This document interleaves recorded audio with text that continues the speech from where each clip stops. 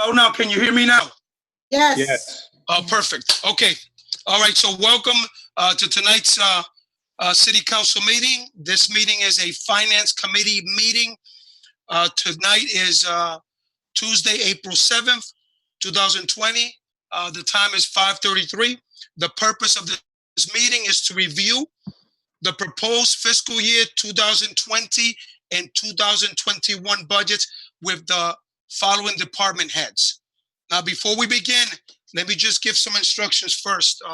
Just want to make sure welcome everyone that's here, all the councilors, the mayor, the different department heads who are going to be presenting, and also our audience who is watching us through either Zoom or on YouTube. If that's on today, I'm not sure. Okay, so quickly want to make sure that every member that's going to be speaking, even the department heads who are speaking tonight, and this evening, make sure that before you speak, you state your name, who you are, so that we can know who you are, so that it can be identified, the person that's speaking, okay? And then if you're spoken to again, if it comes back to you, and make sure again that you state your name, always state your name, and then answer or share what you have to say. That's very important. The other thing I was going to mention too was that in this budget meeting, what we're gonna do is, according to what I heard from Dave McBride, which I thought it was a good idea, is that we're going to allow the department heads to speak for at least 3 minutes. And then after they're done, what I'm going to do is that, I don't know if we have there's a gadget here that you can raise your hand, but if you're on video and I can see your hand, what I'm gonna do is that I'm going to allow each counselor to ask two questions. After those 2 questions have been answered, we're gonna move to the following counselors. And after all 7 counselors go, take 1 rotation. Then if you have any additional questions, then you will be allowed to, okay? Only to make sure that we're courteous to each other and allow that time. So 2 questions, okay, per counselors. And if you have any additional questions, then later after every counselor has been allowed those 2 questions, then we'll come back to that other counselor who has additional questions. Okay. Let me see, I think, okay, so I think with that, let me just read also the statement here. Due to the ongoing national and state public health emergencies caused by the global coronavirus pandemic, City of New London public meetings will be held virtually. Meetings agendas can be found at the New London government website, and an audio recording of this meeting will be posted on the city website within 7 days of the meeting. And just to inform everyone that's listening, last night's meeting has already been posted online on the city website. Okay, if you have any public comment, it can be addressed and submitted in writing to Jennifer Starts, who is the administrative secretary to the councils. It's jstarts@newlondon.org. Okay, with that said, I'm going to begin this meeting. Finance Director? Can you hear me? Yes, good evening, everyone. I Good think evening. the first item, do you want me to just to start it off with the first first area we're going to be covering is the public utilities area with the three various areas under Director LaFlanza Fame. First up is the water fund, followed by the WPCA fund, and then the stormwater fund. So I'd like to pass the torch over to Director Lanza Fame to kick it off with these 3 entities.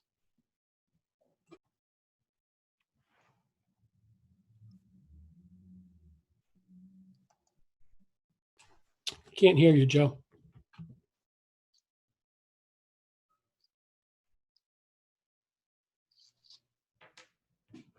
I think, Is that working better? yes. Okay, great. How are you, Efren? I'm doing good, John. Great.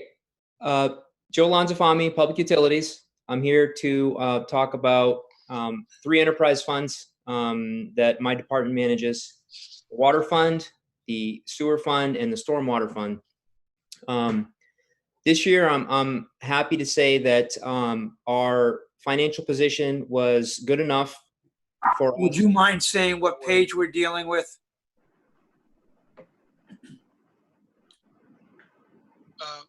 Page 62. Yeah, tab 62, Yeah, the tab first 62. page on tab 62. I apologize for that, John, Director Lanzafame. You all said, Councilor Sadi?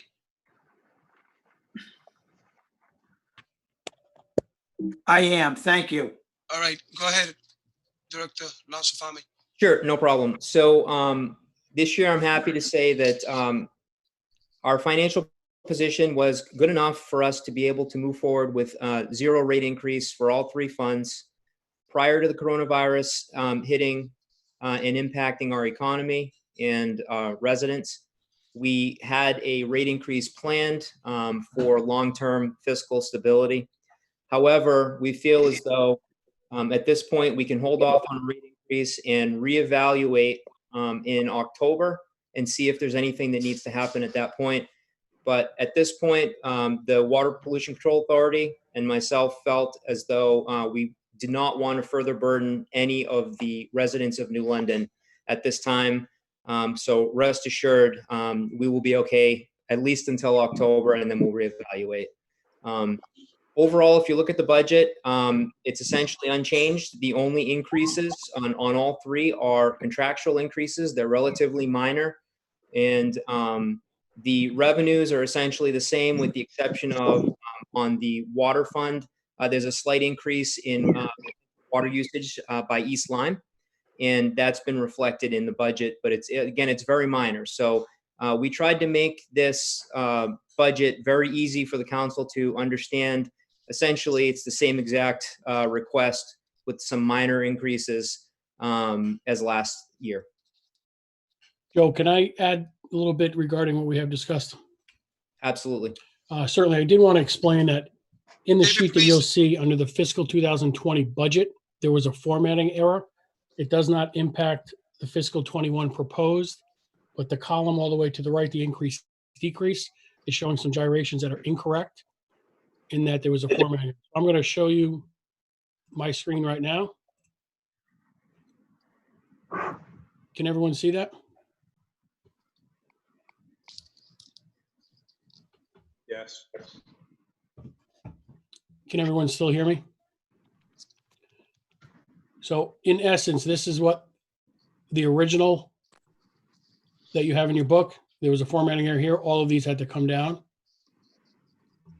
So the net effect is, here is the true effect that Director Lanzafame is discussing. The only change is the $25,000 increase that he referred to. These were due to formatting errors. So please disregard the 20 budget information that is provided there. Okay, thank you, sir. Director John Lanzafame, do you have anything else that you wanted to say, or? No, I just wanted to just let everyone know that, again, there's no rate increase proposed at this time. We will be revisiting it in October. At that point, we may have to take a look at what the situation is. Hopefully, the impact of this pandemic has passed at that point and people are back on their feet. But right now, we felt as though the right thing to do was to hold rates where they were. Thank you. Okay, thank you. Thank you for the presentation. Okay, I'm going to start with President Pro Tem Arnaltatis. Do you have any questions for Director Lanzafame? Thank you, President Dominguez. I don't have any questions. I just want to recognize that, the residents of the city of New London appreciate that, right? We're in the middle of this pandemic, and I think that you guys made that decision. It was well thought out, and I'm sure that our residents are gonna have some relief. So thank you. Okay, at this time, I'm going to ask Councilor Burke, do you have any questions?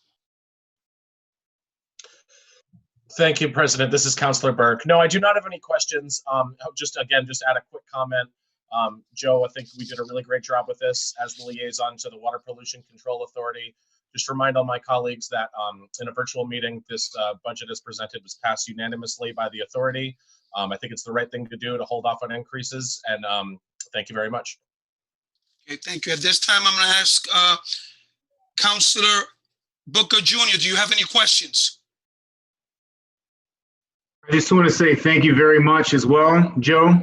And as far as the increases right now, I think it was a great idea to hold off on the increases at this point. But what increases do you see in the future that could take place that will affect the city? Do you predict any other increases in the city? So as far as water, sewer, and stormwater goes, the water rates. Director Lansafami, please make sure that you state your name and Sorry. please. Yes. Joe Lanzafami, Public Utilities Director.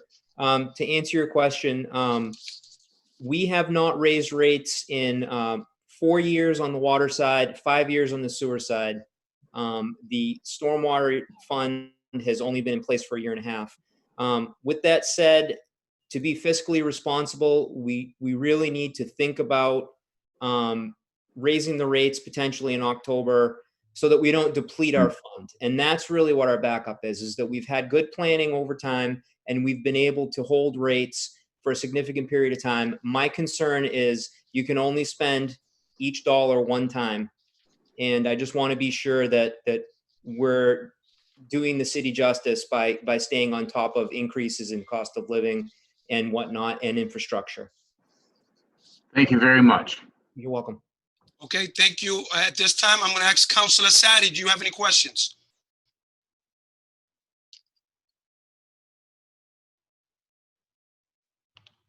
Councilor Sadi? You're muted. Do you have any questions right now? I do. Okay, go ahead, sir. You're Okay, given so two the for first this. question to the counselor, to Director McBride.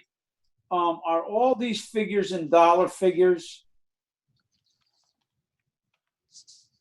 Yes, they are. Just make sure, Director McBride, I know it's addressed to you, but please, just guys, always remember, state who you are, and then proceed with the answer. Director McBride, yes, they are. City Councilor Sadi, so. You want to mute it? I don't Yeah, see a lot. whoever's, hold on, Councilor Sadi, let me just, hold on. If you're not speaking right now, can you please mute your mic? Everyone should be muting the mic. The only ones, the mic that should not be muted should be McBride, Director McBride, and Councilor Sadi. And even I'm going to mute. Thank you. Regarding the mute, the mute doesn't stay active. You have to keep reaching up and touching it. So last night we did not have to do that. I don't know whether that can change, but anyways,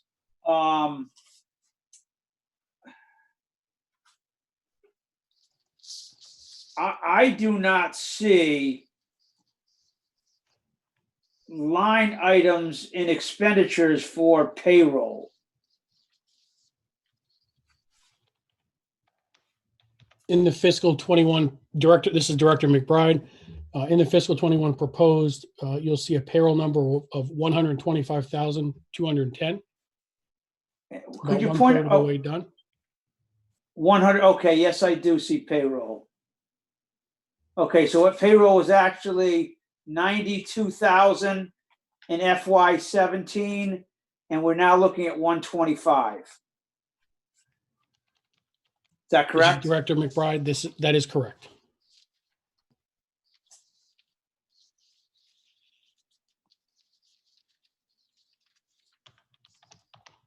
Councilor Sadi, this is Joe Lanzafami.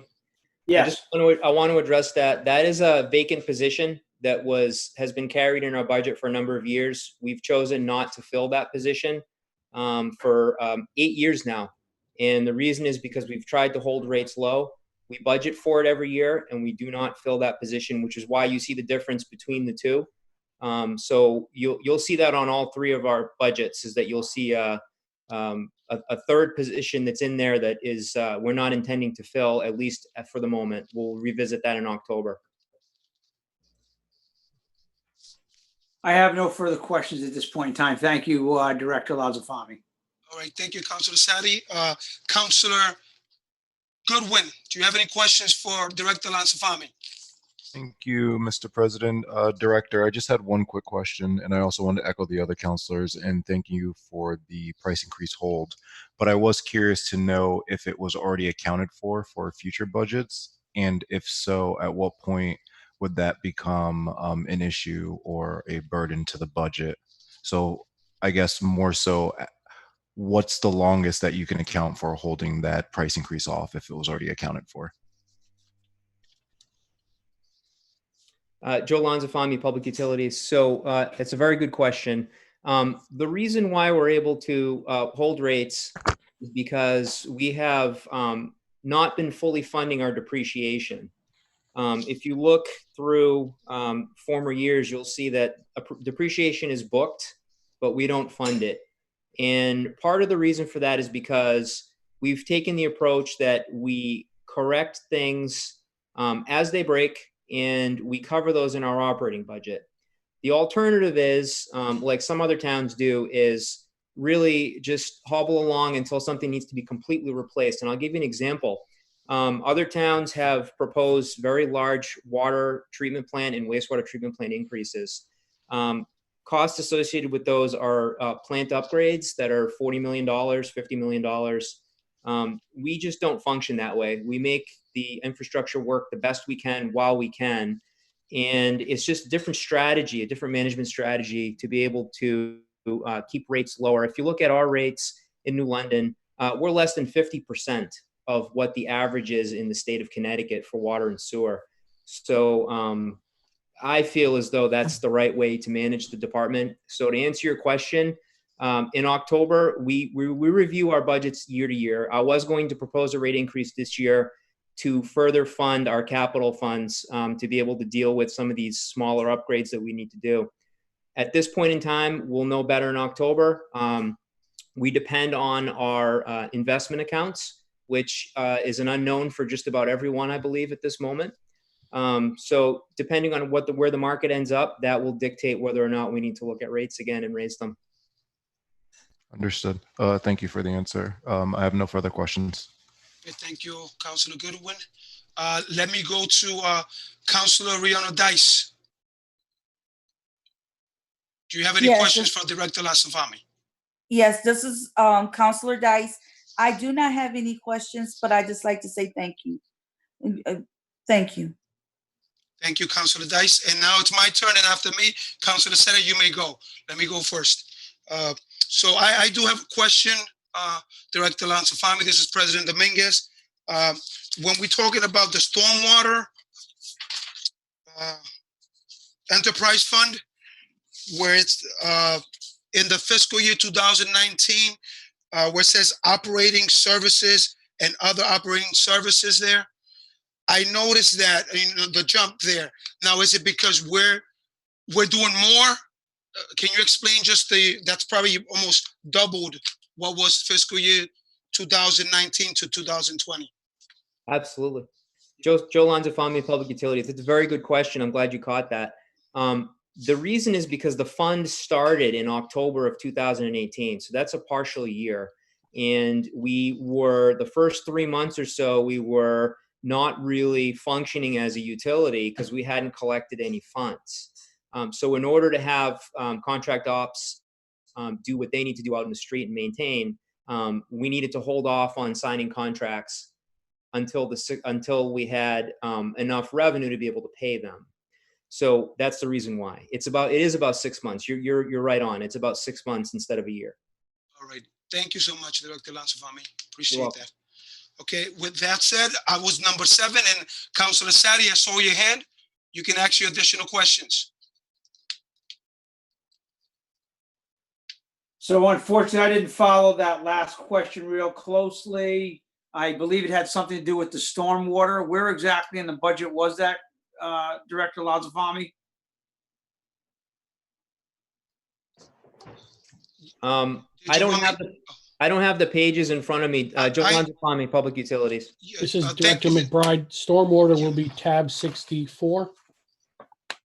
Okay, so we're still dealing with tab 62 though, right?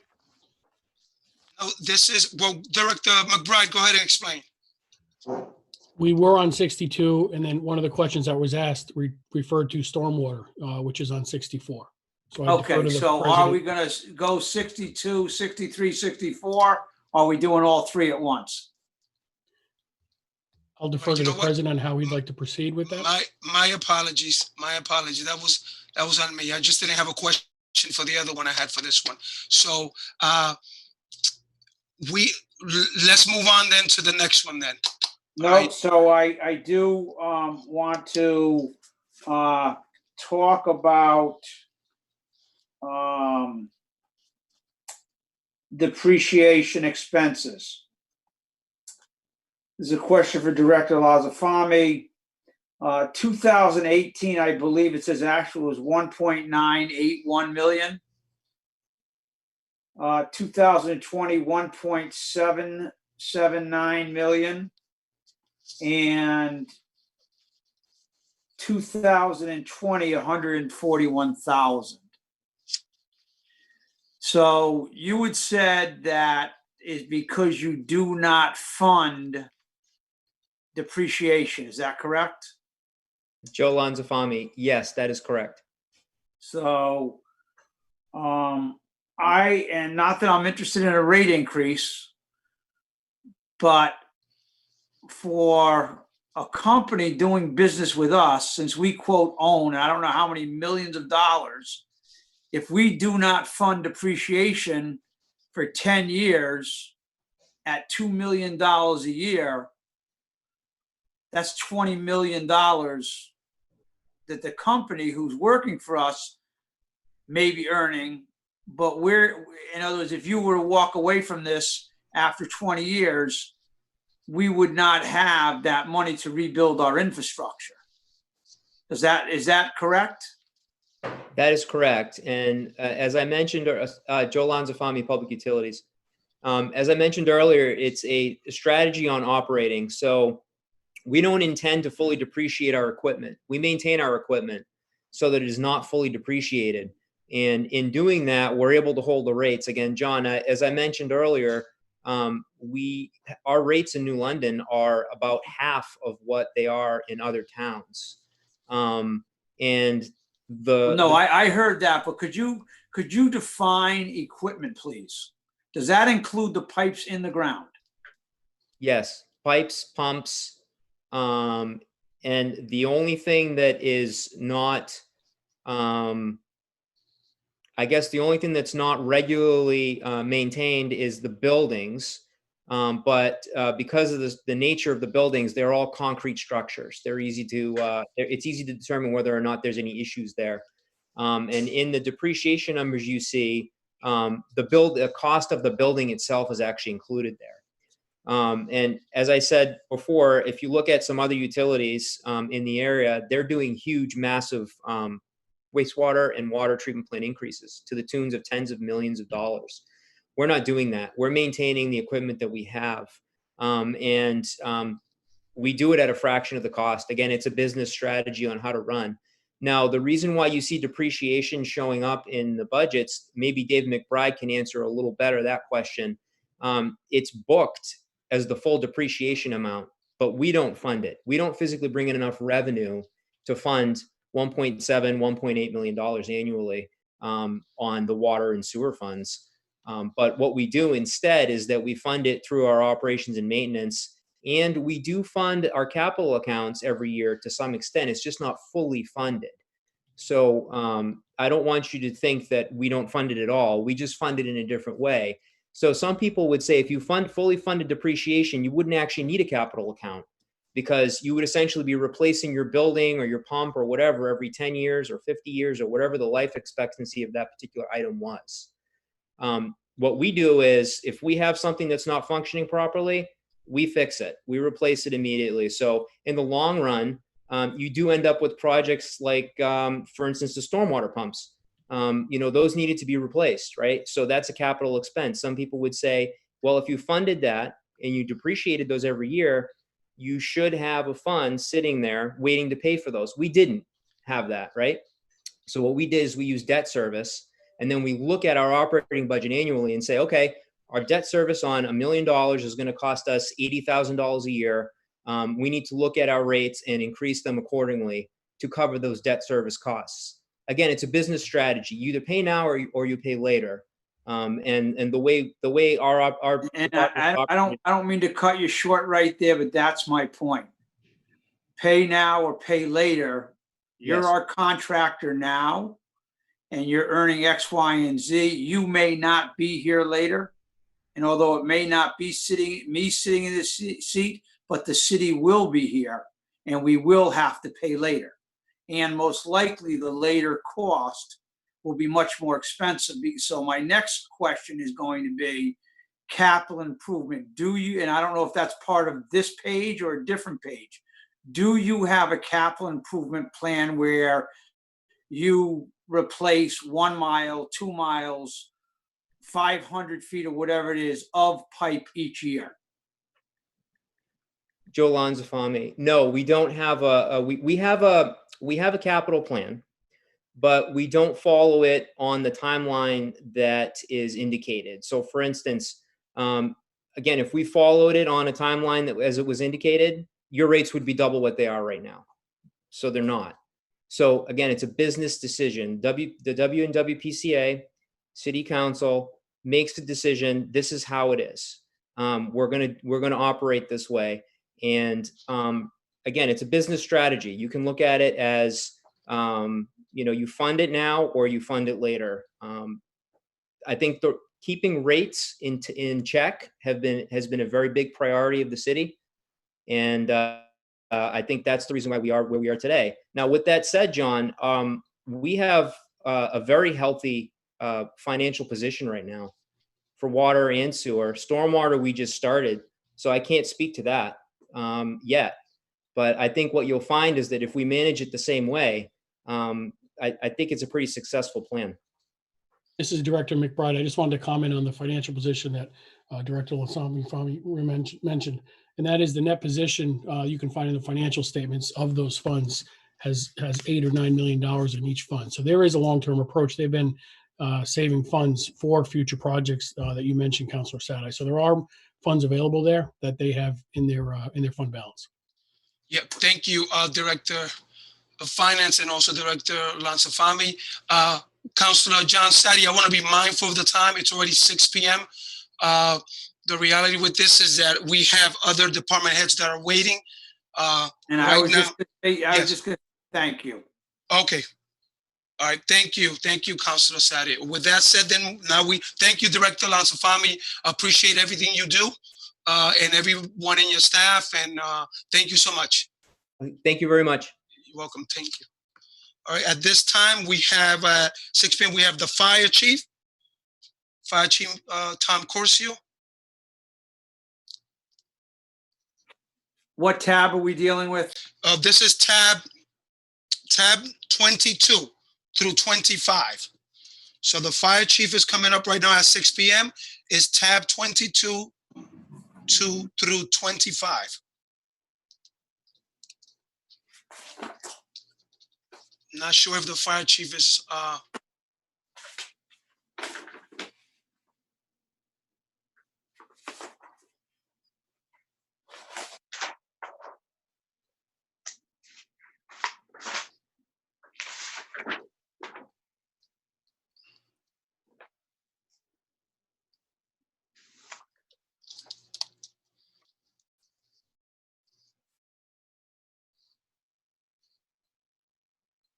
okay. While we're waiting for the Fire Chief, a question for Director McBride. I'm here now. Okay, hold on, John Sadi, Councilor. We have the problem. Fire Chief. Fire Thank you. Chief, okay. You're on. You have 3 minutes to talk about your presentation, and then we'll proceed with questions from the councilors. President, Welcome, sir. this is the mayor. Can you have the chief identify the number he's calling in from so that Dan can mute everybody else, please? Yeah. Fire Chief, could you identify the number that you're calling from? Yeah, the last 4 digits are 6664, but it might come up as 5291. 5291. Okay, we have you already set. Thank you, Mayor Passero. Okay, Fire Chief Tom Curcio, you have the floor right now. Okay, hold on a minute. The call coming in. Hold on. Okay.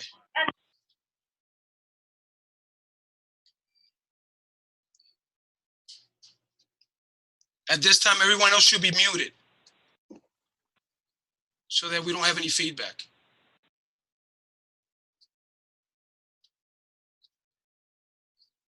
John Sadi, you have to mute your mic because your mic is not muted. Thank you, sir.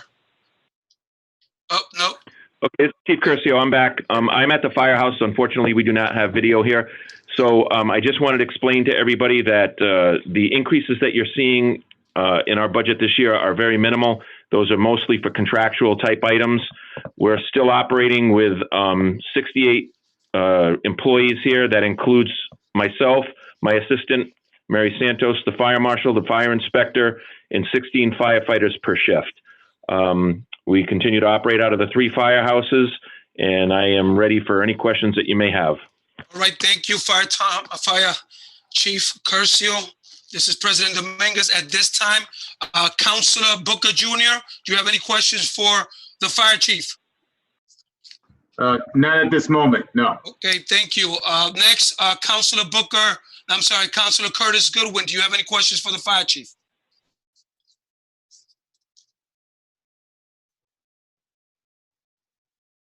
I do not. Thank you. Okay, thank you, sir. Councilor Burke, do you have any questions for the Fire Chief? Not at this time, President Dominguez. Thank you very much. Okay. President Pro Tem Nartates, do you have any questions for the Fire Chief? Yes, this is President Pro Tem Nartates. So just looking through the budget, Chief, I know that there was an open position for a trainer. So can you tell me between now and the next budget season, what's the strategic plan for training? Or are we going to pull money from somewhere else to be able to cover that? Our training budget is set at $5,000. That's what we have. That basically covers the EMT refresher that we do. We're going to have to make some adjustments here as the way we operate. I've been pulling the battalion chiefs together to come up with some mandatory training regarding OSHA training type classes that we will come up with training programs and we will institute them ourselves. We're going to do the best we can doing that ourselves. Okay, thank you for the feedback. Okay, thank you, President Pro Tem Nartates. Councilor Sadi, do you have any questions for the Fire Chief? I do. So top of this item under tab 22 says regular payroll 59,000. Is that some type of administrative support? This is Director McBride. That's the administrative staff salary from fiscal 2018, I believe you're referring to. Thank you. And then at the bottom, actual in 2018 was 609,000. Actual in 2019 was 989,000. Budgeted for 2020 is 764,000.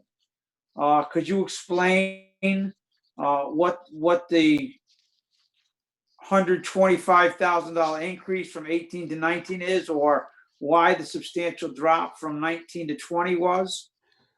In fiscal 2009, this is Director McBride. In fiscal 2019, there was a grant component of $322,000. I do not have the detail to that. It may be a safer grant, but Deputy Director Reinhardt may have that information. She may recall that. Or Chief Curcio. Grant that funded overtime and some salaries. Deputy Director Reinhardt, please make sure you state your name and then proceed with the answer. Sorry. It's okay. I have no further questions on tab number 22. Okay. At this time, Councilor Dice, do you have any questions for the Fire Chief? Councilor Dice, no, I do not have any question at this time. Okay, so let me just say quickly this before we continue. When we're reading the tabs, for example, right now is the fire department, so we're covering everything when it comes to questions. Briefly, the department head is going to have 3 minutes to present, say a couple words, a few words about their department, and then I believe it's open to whatever it's under their department, okay? So you'll know. I think it's gonna be easier that way. Okay, so right now, Councilor Sadi, did you have another question for another part there? I do not. Okay. Councilor Booker Jr., I see your hand. Go ahead. Yes, through you, Mr. President, to the chief, the fire chief. I noticed that there's an increase in consulting by $6,000. Why has there been an increase in consulting, and where is the money going? This is Chief Curcio. Those are for mandatory physicals. Mandatory physicals? Okay. Yes. All right. Thank you very much. Okay, Councilor Booker Jr., you're all set? Okay, with that said, I just want to thank Fire Chief Tom Curcio for his attendance tonight.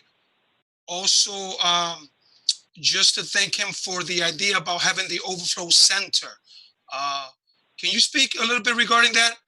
Thank you so much for that, Fire Chief Curcio. I'm sorry, this is Chief Curcio. What was that question? Well, I made a comment about thanking you for the idea about having the overflow center during the coronavirus. And can you speak a little bit about that? Yeah, sure. We were able to get that up and running with the assistance of Fire Marshal Scow, who went and checked that building out, realized that it had not gone under any renovations as of yet. So that was a good thing for us.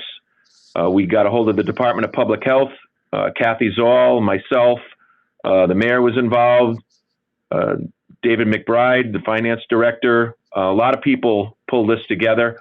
Our attorney, Jeffrey Londrigan, who is, if anybody needs a good deal maker, he's the man. Who else was there? There were quite a few people involved in this project. And that Friday before the facility opened, we had still not signed a contract till about 11:30 that day. And through recommendations of Mayor Pazzo reaching out to Representative Jody Delacruz for volunteers, I made the calls at 11:30 to Murray Renshaw, who was familiar with that building and the heating system and the hot water. The hot water was the only thing that needed to be worked on besides cleaning up the facility. That was a requirement of the Department of Public Health. There were various pipes broken that had to be repaired up on the roof. It was all done by that afternoon and Saturday morning. Kathy Zoll got her crews in there. The hospital came in and looked at it as well. I've had a few physicians come from Lawrence Memorial Hospital that have looked at it for a surge factor for them also. And Monday morning by 8, 9 o'clock in the morning, everyone worked throughout the weekend. We went down and checked it out, and it was open and ready for work that Monday. And so far, we've only had one individual that's been isolated there. There may be others, though, because it's starting to get a little bit busier now. But we are in good shape. Well, Fire Chief Tom Curcio, I just want to thank you and everyone that was involved. I think it was such a incredible and amazing, thing that was done compared to, I know that other towns are struggling in finding places to have an overflow center, and we were able to provide one, and through your leadership and everybody else that was involved. So with that said, Councilor Booker, I saw your hand raised. Do you have a question? Yes, I just have a quick question for the chief. Make sure Councilor yeah. Booker Jr., remember, first. Yes, on page section 23, I noticed that there was an increase in uniform overtime increase of 50,000 and all other supplies increase of 5,000. and health insurance increase of $125,322. Can you just give us a little bit background as to why there's been such an increase? Yes, the increase of overtime was for the new CAD system that's going to be implemented within the city for the regional dispatch center. That's the training that's going to be required for our officers to sit through. There's quite a bit of training that's going to be required to design that program in the response districts that we have to set up. And the other money, as far as consulting fees, I had been successful since I took over at not paying for any Narcan. I was able to ask for it through the state in donations, but unfortunately this year I could not get any. Few different individuals who change from either single to spouse or to family. But the bulk of it is your overall rate of change in healthcare. Thank you very much, Director McBride. Councilor Booker Jr., Thank you, Chief. Yeah. Councilor Booker, make sure that even though you're responding, you state Councilor Booker Jr. and then you respond, thank you, sir. It's important only because, remember, we want to identify who you are. Thank you, President Dominguez. You're welcome, sir. Okay, so with that said, not sure if any other councilors has any other questions, additional questions for the fire chief, Tom Curcio. Okay, so he presented the fire and also emergency management. That's tab 26 too.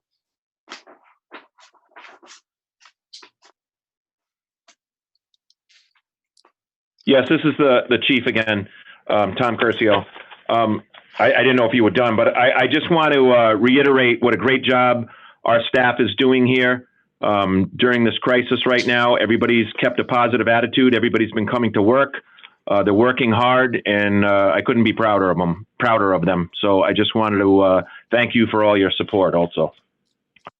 Well, Fire Chief Tom Curcio, we're proud of you and the staff for again being the first responders and putting yourself out there at risk and in order to protect many people and help all those that are dealing with the coronavirus at this moment. So we appreciate you and thank each of the firefighters. President Pro Tem Nartag, did you hear that? Firefighters. We appreciate all the firefighters that are out there risking their lives and all the other first responders too. Okay, so with that said, okay, hold on. So Councilor Sadi, go ahead, sir.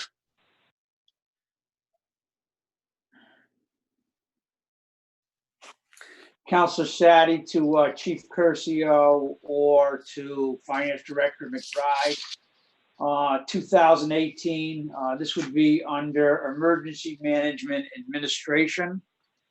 2018, our actual budget was $10,000. 2019, $21,000. This year, $22,000. And the detail is quarterly payments for Curcio, Scow, Rumi, and Santos. Could you explain to me what those quarterly payments are for? Fire This Chief. is Chief Curcio. Yeah. Hold on. Yeah, this is Chief Curcio. Yeah, hold on, Fire Chief. Councilor Sadi, could you tell us what tab that was? What tab? I believe 26. And yep. Okay, thank you. Go ahead, Fire Chief Tom Curcio. Okay, this is Chief Curcio. Yeah, those are for our EMD staff, which is refunded 50% by the state. It's myself. I have two assistants, Vern Scow, who's a Deputy Emergency Management Director, and Jeff Ram, who is an Emergency Management Director. And we also needed to have someone staff the Emergency Operations Center during hurricanes, anything, even like now. Mary Santos has been included as the secretary for that as well, and she gets a stipend for that. So those are what those quarterly payments are. She's required to track things on what's called Web EOC through the state. Whenever we have any resources that we request, any updates, she keeps track of everything during hurricanes. So she's here weathering the storm also. And what is the 100% increase from 2018 to 2020? At that time, we only had I'm sorry, this is Chief Curcio. At that time, we only had the director, and now we added those other positions. And like I said, that money is reimbursed. Half of that is reimbursed by the State Emergency Management Fund. Thank you very much. You're welcome. Thank you. Any other council at this time? This is Chief Curcio again. Can I just add one thing to? Yes, sir. Yes, sir. Go ahead. Just so Councilor Sadi and everyone knows, most communities have a full-time director. Waterford just brought one on. I don't know what the salary is for that, but we're getting quite the bargain here in New London, and you always have for what we do. And you know, you don't have to pay extra benefits or anything for another employee. We're already here and we are doing the job. But most communities do have their own emergency management director. Thank you. Okay. Thank you, Chief Curcio. Well, with that said, that brings us to 6:19 right now. So if anyone doesn't have any more questions, then we'll say our goodbyes to Chief Curcio.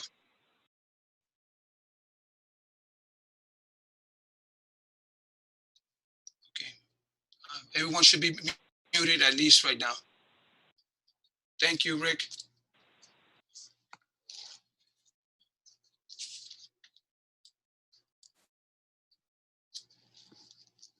So just to inform you, our next presenter will be at 6:30 p.m. and that'll be the Director of Finance, David McBride.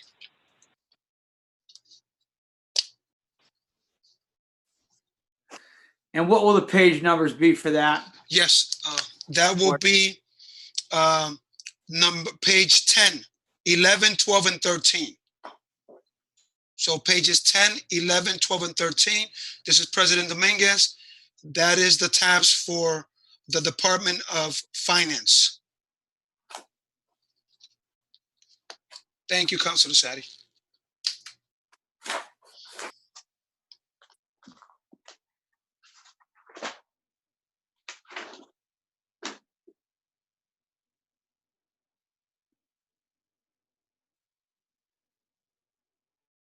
Councilor Sadi, make sure you mute your mic. It's unmuted. President Dominguez, this is Councilor James Burke. So just to clarify, I know that the next section is scheduled at 6:30. Are we sort of recessing until then? Yes, yeah, we can. I mean, just don't get out of the Zoom conference. You know, you can. Okay.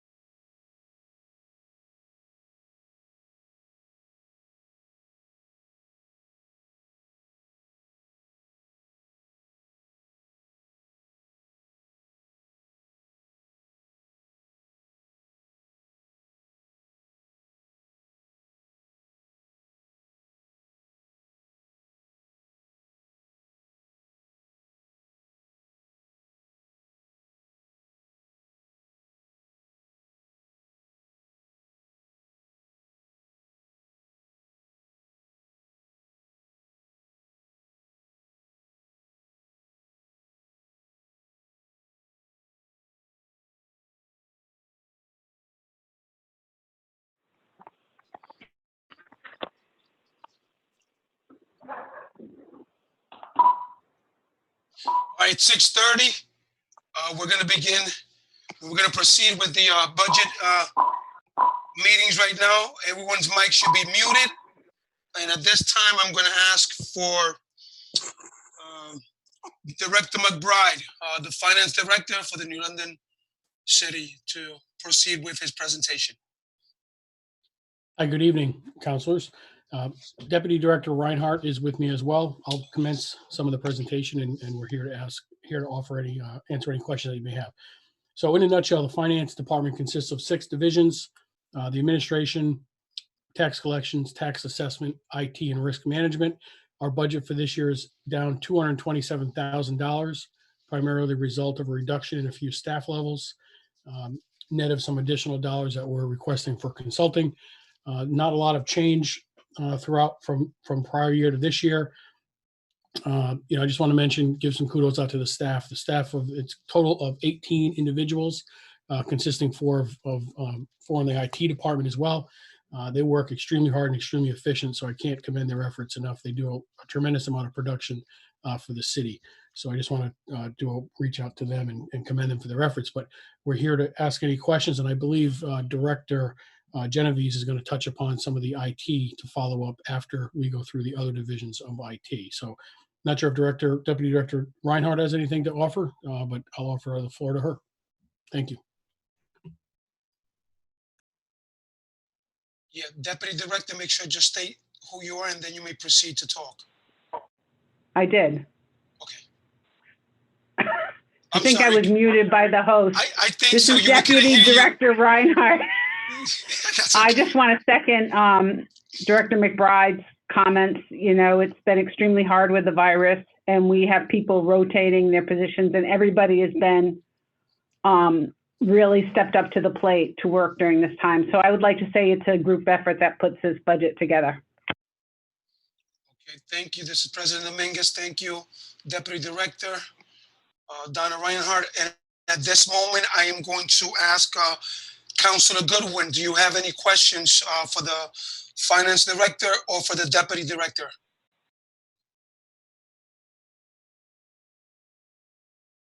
Thank you, Council President. I do. Director, on tab 10, midway through, the consultant increased by $80,000. Is that a one-time fee with all the consolidation and such that's going on?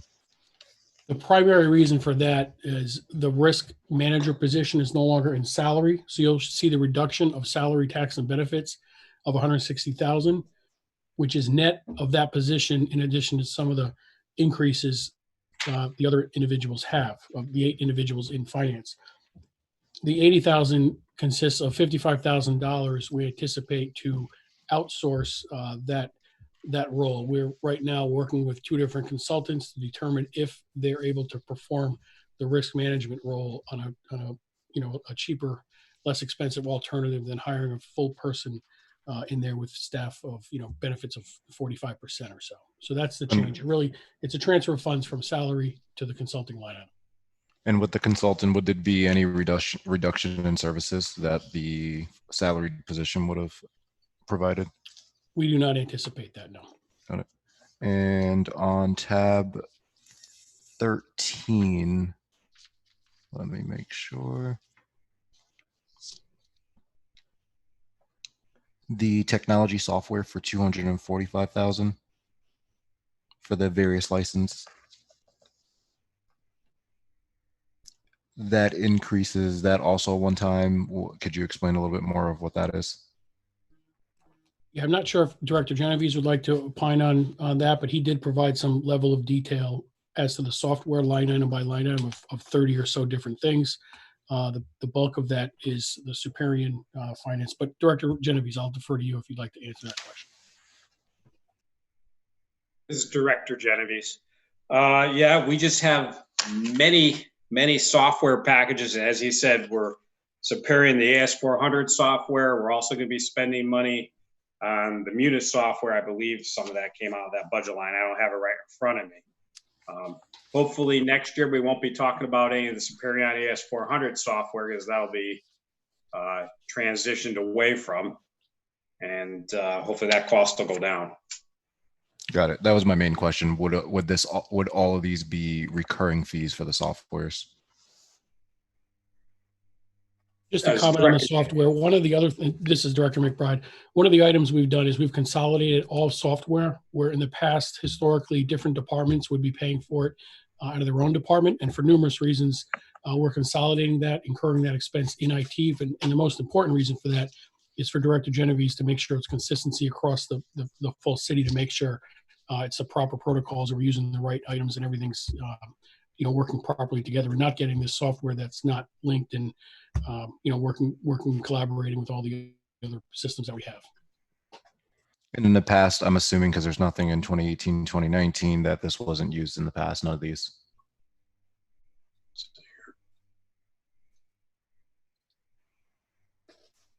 I apologize, Director McBride. Which line item are you referring to? In 19? The same one under technology software. There's nothing listed for 2018, 2019. So all these would be new softwares. This is Director McBride. In the past, all the line items were under maintenance and repair and communications. Yep. And we believe software should be broken out to be its own line item for numerous reasons. So we've broken out numerous items into maintenance and repair for equipment, which is true maintenance and repair, and software services as a different line item component. So they were embedded into a different line item. Thanks for the clarity. Just wanted to cross-reference. I have no further questions. Okay, thank you. That was Councilor Goodwin. Right now, President Pro Tem Nartatas, do you have any questions for the Director of IT, Director McBride, or Deputy Director? Yes, I do. So it's kind of in line with Councilor Goodwin's comment on tab 10 of the consulting. So it makes sense to me that short-term, your strategic plan, because we have this position open and the city does not have a risk manager at this time, it makes sense to me that you're going to consult that out. But what do we expect to see that position filled in the next, sorry, my dog is bothering me here, the next fiscal year? So we're spending, so let me be clear on the question. So we're outsourcing, correct? We're outsourcing for a risk manager, but what is, and Mayor Pastor could probably talk better about this, what is the long-term solution for this? Are we going to fill the position, or are we going to continue to pay out-of-pocket, outsourcing consulting fees? President Pro Tem Nartatas, who are you going to address that to? The mayor? This is, I'd like the mayor to respond first. All right. Make sure you state, Mayor Pastor, state your name and so on. Okay, this is the mayor. Good evening, everyone. Good evening. Councilor Nartatas, the goal and the direction is to transition this work from an employee-based work to consulting. That actually was the original goal back in, I think it was probably 2014. We hired the risk manager as a consultant. That continued. He continued as a consultant into, I'm thinking 2016, maybe 2017 budget. At which point, he persuaded the administration to bring him on as an employee, and at that point, he probably qualified as an employee because of what his job had transitioned into. So in order to meet our obligation to both the IRS code and the individual who preferred at that point to be an employee with benefits, we added him at some budget. I'm not sure whether it's FY16 or FY17. We brought him on as an employee. But now, since we have this opportunity, we want to go back to the original plan for this position, which was a consultant. And we believe that rather than having a single individual having the resources of a company behind the position, we will save money, and we'll get a larger suite of talents, so to speak, or resources. Okay. Fair enough. So the position will not be filled, if I heard you correctly, but we will be consulting with a third-party professional consulting firm that will meet the needs of the city. That's what I'm hearing. That's correct. We have been interviewing. We will probably be bringing you a consulting contract at some point in the future. I'm not saying that a final decision has been made, but this is what we're looking at now. We also have Kerma behind us, a full range of services that Kerma provides. So we're looking to bring on a consultant that will complement the services that we get from Kerma. Okay. Thank you. That's all I have, President Dominguez.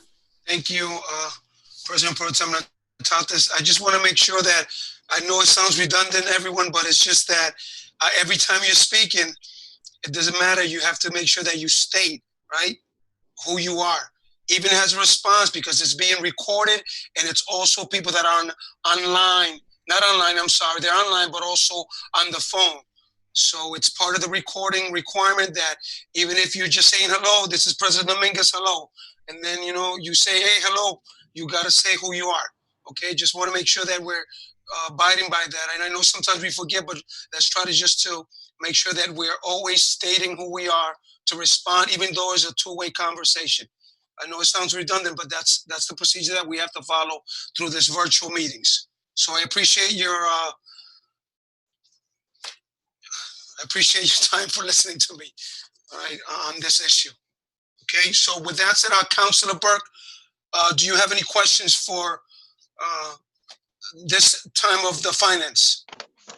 Yes, I do, President Dominguez. This is Councilor Burke. My first question was asked by both President Pro Temp and Councilor Goodwin, so thank you very much for that.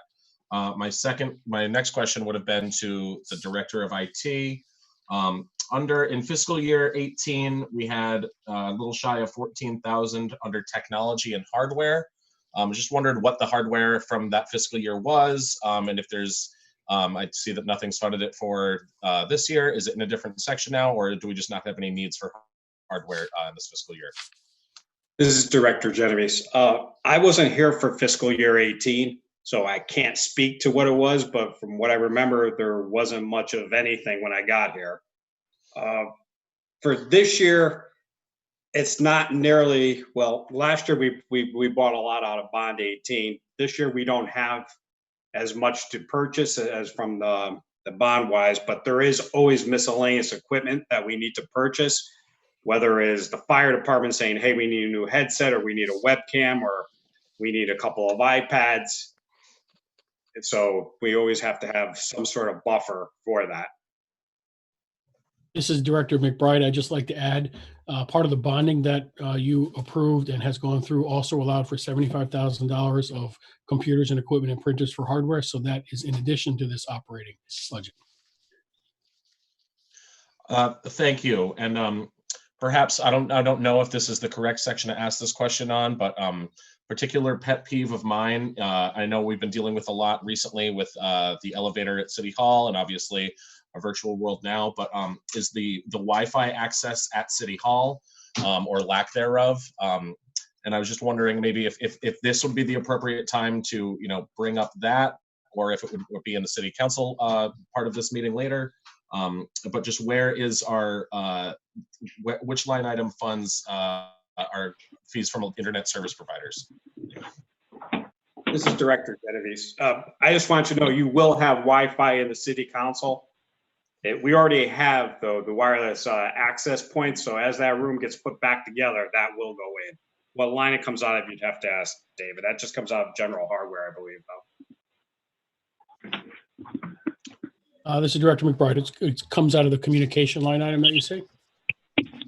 And just to add one additional comment, I have been working with Director Genovese for several months now, and he's done a terrific job on, the last year or so, moving things, I guess what people say, into the light, into the light age.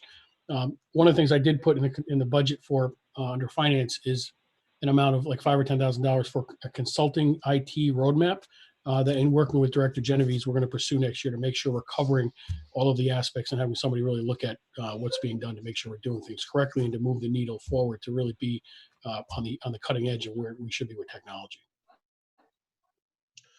Thank you very much to both of the directors. And I just at this time wanted to again thank you for getting all of this these virtual meetings set up. Remind everyone that we're streaming to YouTube right now. It looks great. Thank you, Mr. President. Nothing further. Okay, thank you, Councilor Burke. At this time, I'm going to ask if Councilor Rihanna Dice, if you have any questions during the finance presentation. This is Rihanna Dice, Councilor Dice, and thank you, President Dominguez. I do not have any questions, but I just like to say it was nice to see a reduction and how it looked like you really took time to make sure the areas that you need the funding at was done. So I just want to say I appreciate seeing the reduction in this department, because I realize that this is hard for everyone when we're going through budgets to make sure that our needs in our community is met. So just thank you. Director McBride, thank you very much for those comments. It's a terrific team, and we're working well towards achieving the objectives. Thank you. Thank you. At this time, we'll have Councilor Sadi. Do you have any questions for this time of the finance? This is Councilor Sadi. I do. Go ahead, sir. So, and actually, along with Councilor Goodwin, I had similar questions about the reduction in the salary line. Is there anything else in that 160,000 besides the risk manager and the benefits that were paid to him? This would be to Director McBride. Yeah, this is Director McBride. Anything in that 160 number is a net number. There was actually a position in that number in last year's budget for an accountant. Last year's budget, we budgeted for a position and you approved based upon the Munis implementation. We were not sure. We were not sure if we needed that position or not. We held out throughout the year, not putting that position in. Again, it's a very skinny group, very tight group, works very hard. We've decided to move forward next year and remove that account position from the department. So that 160 is two positions that are being removed. Okay, so that would be our risk manager, and I believe the salary is about 105,000. And the accountant you said was what, 50 or 60,000? Yes. Do you know the figures? Councilor Sadi, make sure you state your name. I believe I did when I entered, but each time you said. Every time every time you have to do it, guys. Every time that there is, even if you ask, you have to say who you are after the other person speaks. Councilor Sadi, got it. Thank you. This is Director McBride. Question, Councilor Sadi, question to Director McBride. Again, do you know what the two salaries were? This is Director McBride. In last year's budget, the risk manager salary was 104,000, and the open position that we had was 76,765. Okay, so 104 and 760 would be 180,000. The minus 160 would be accommodating for pay raises. Is that my understanding? Yes, pay raises and healthcare raises. Well, that healthcare would be a different line item. Is that correct?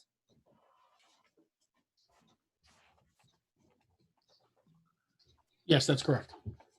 So it would just be for salary. There's $20,000 in salary increases built into this budget. Is that what my understanding is? Yes, it would be roughly 2% of the base salary.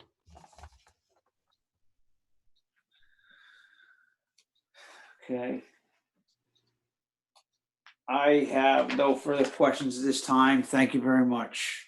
Thank you, Councilor Sadi. This is President Dominguez. Those conversations previous was between Finance Director McBride and Councilor John Sadi.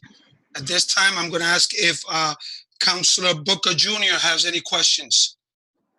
Yes, this is Councilor Booker. I do have a couple questions. Section 10 and Section 11, I see in the budget that you would like to have an increase in postage of $2,480 to make $7,500. However, year to date, you have spent $22.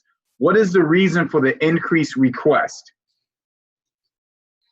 This is Director McBride. We have consolidated all of the bill paying for that particular expense. Finance will be paying all of those bills with the exception of tax, police, public works, and ODP. It's more of an administrative, try to become more efficient. All the bills will come to finance and we'll pay them all internally instead of those going out to all the different departments. This is Counselor Booker. I also have another question for section tab 13. Why is there a decrease of $206,540 for communication? This is Director McBride again. That's a decrease because of the realignment of cost. We have an increase in maintenance and repairs of 137,000, a decrease in software of 47,000.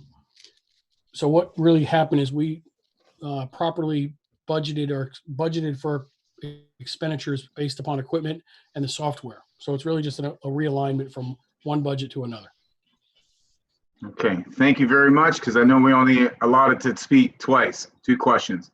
Thank you. Thank you, Councilor Booker. Obviously, we can go through. I'm the last one.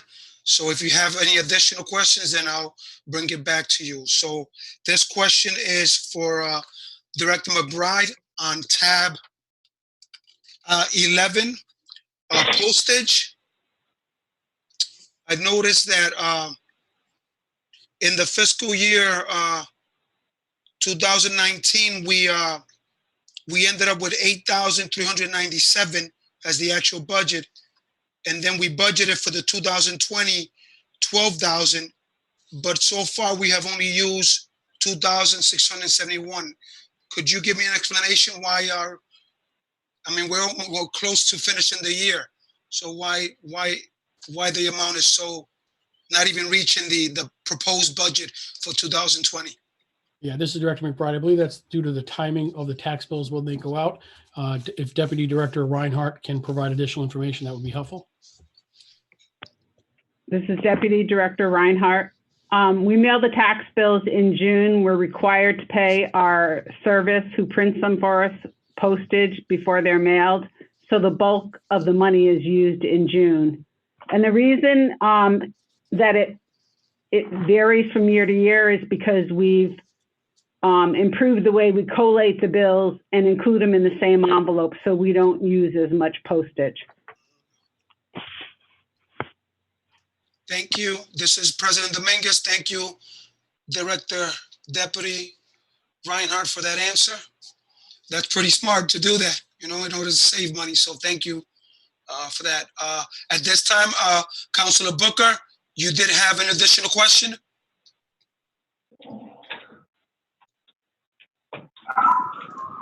Yes, this is Councilor Booker. Thank you, President Dominguez. I would like to go back to a question that Councilor Goodwin asked about the technology. Is it possible that we can have a breakdown of the $245,000 that was presented about the technology component? Exactly where the technology is being spent, what are we purchasing as well from line item? Because that wasn't, I don't feel like that was clear enough. If it can be a little bit more clear. This is Director McBride. We can certainly provide that level of detail. Director Genovese has provided a full page level of detail of various costs, so we can distribute that to the council. That would be great. Okay, and my last question, I have another question too as well, is when you look at, can you explain the consulting increase of $70,000?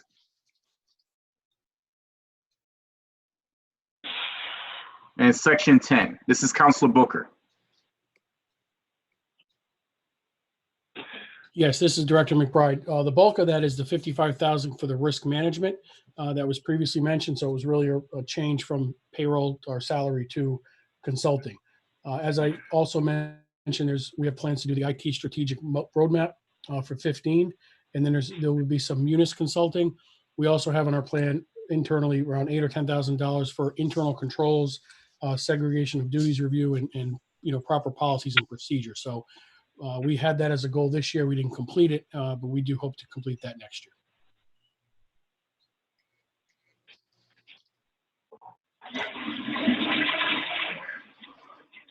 I know we already allocated to speak, ask 2 questions. Hold on. Hold on. Does any other counselor have any additional questions? Okay, so Counselor Booker just asked 2 questions. I'll have you go ahead. Counselor Sadi, let's just be mindful of the time. It's 5 minutes left before we have our next department head to present, and we want to be mindful of their time also. Go ahead, Counselor Sadi. Pretty easy question, section 10. First line item, you have negative 160,000. But in all the others, you have it in parentheses. Can I assume that those are both the same? Anything in parentheses would be a negative figure, including the one that's not in parentheses that has a negative sign before it? This is Director McBride. That's correct. That's just a formatting error. Apologize for that. Thank you. No further questions. Counselor Sadi, signing off. Okay. President Dominguez, at this time, seeing that no one else has any additional questions, we will proceed to thank Director McBride, Deputy Director Reinhardt, and also Director of IT, Mr. Genevieve, for their time and for their job well done. Councilor Booker Jr., did you have a question? Oh no. Yes, President Dominguez, I had one other question before we close off. That's okay. Councilor Booker, section tab 12, why is there a decrease of $81,840 for other professional and technology services?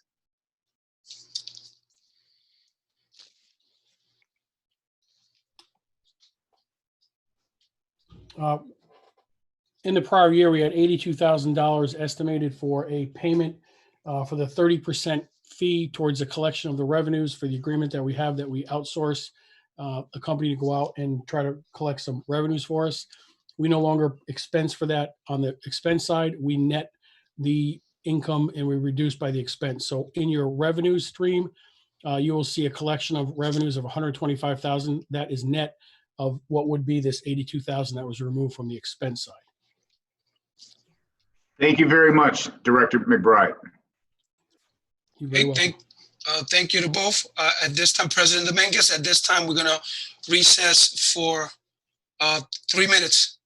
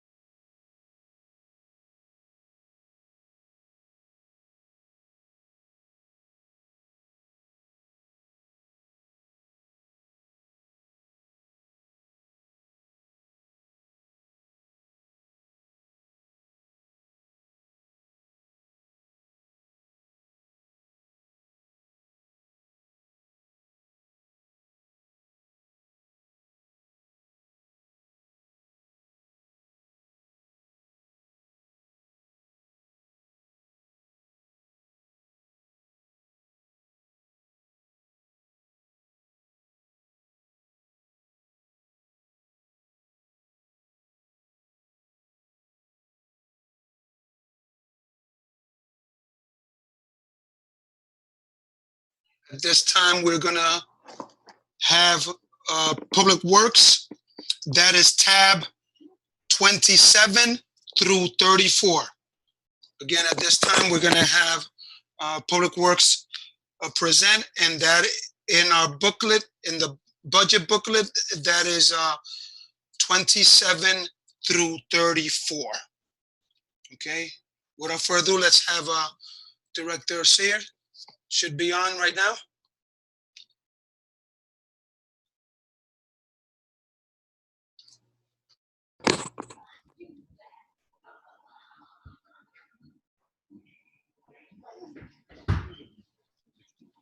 Director Seer, are you there?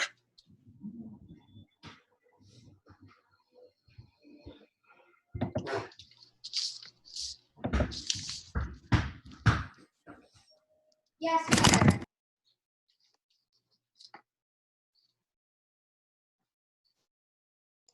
President Dominguez, this is the mayor. Yes. Let me contact him if you just stand by a moment. Yep. Okay. Find out if he's having technical problems. Yeah, I did see him before a little while ago, but go ahead, Mayor.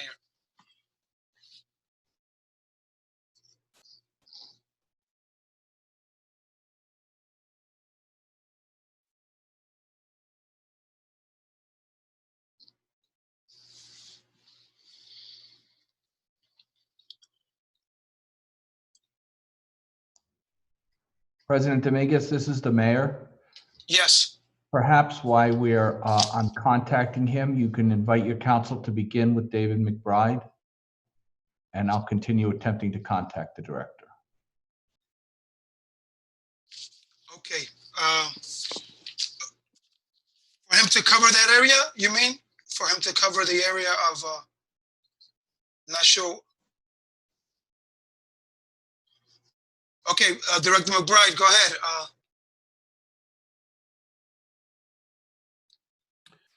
Yes, good evening again. I'll fill in and answer any questions as best as I can. As you know, the Public Works consists of 10 divisions. Overall, there was a $320,000 increase in the Public Works Division's budget for this year.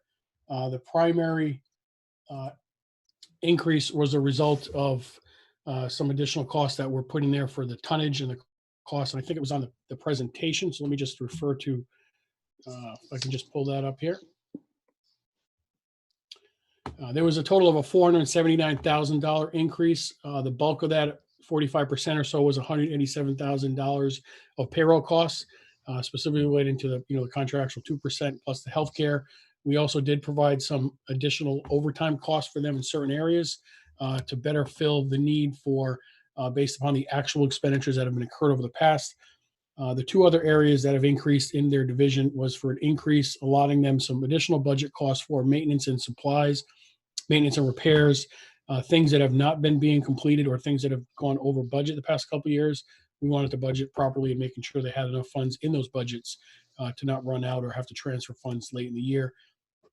The other cost, additional costs in tonnage fees. Again, that's another area that has been over budget due to some of the waste policies that the city has had and not being able to address or decrease fees in that area. So we needed to provide them some additional money in the budget as opposed to going over budget at the end of the year. We wanted to make sure they were within budget. So yeah, this is Brian Seer. Can you hear me? Yes, we can. Oh. This is President Dominguez. Okay, sorry about that. I'm calling on my phone and they couldn't hear me. But we're live now, correct? Yes, correct. Go ahead. This is President Dominguez. You can go ahead. While you were out a little bit, Director McBride was leading. So at this time, Director McBride, I'm going to allow Director Seer to continue. Okay. Go ahead. Thank you. Thank you. Yep. Welcome, everyone. Just to give you a very brief overview, if we look back over a 5-year period, we went in Public Works, I'm talking from total budget, from about 8.6 million, then we went down to 7.8 million, 7.9, last year 7.4, and we're up to 7.9 this year. And that was part of the cost-cutting efforts that we had made during that time period.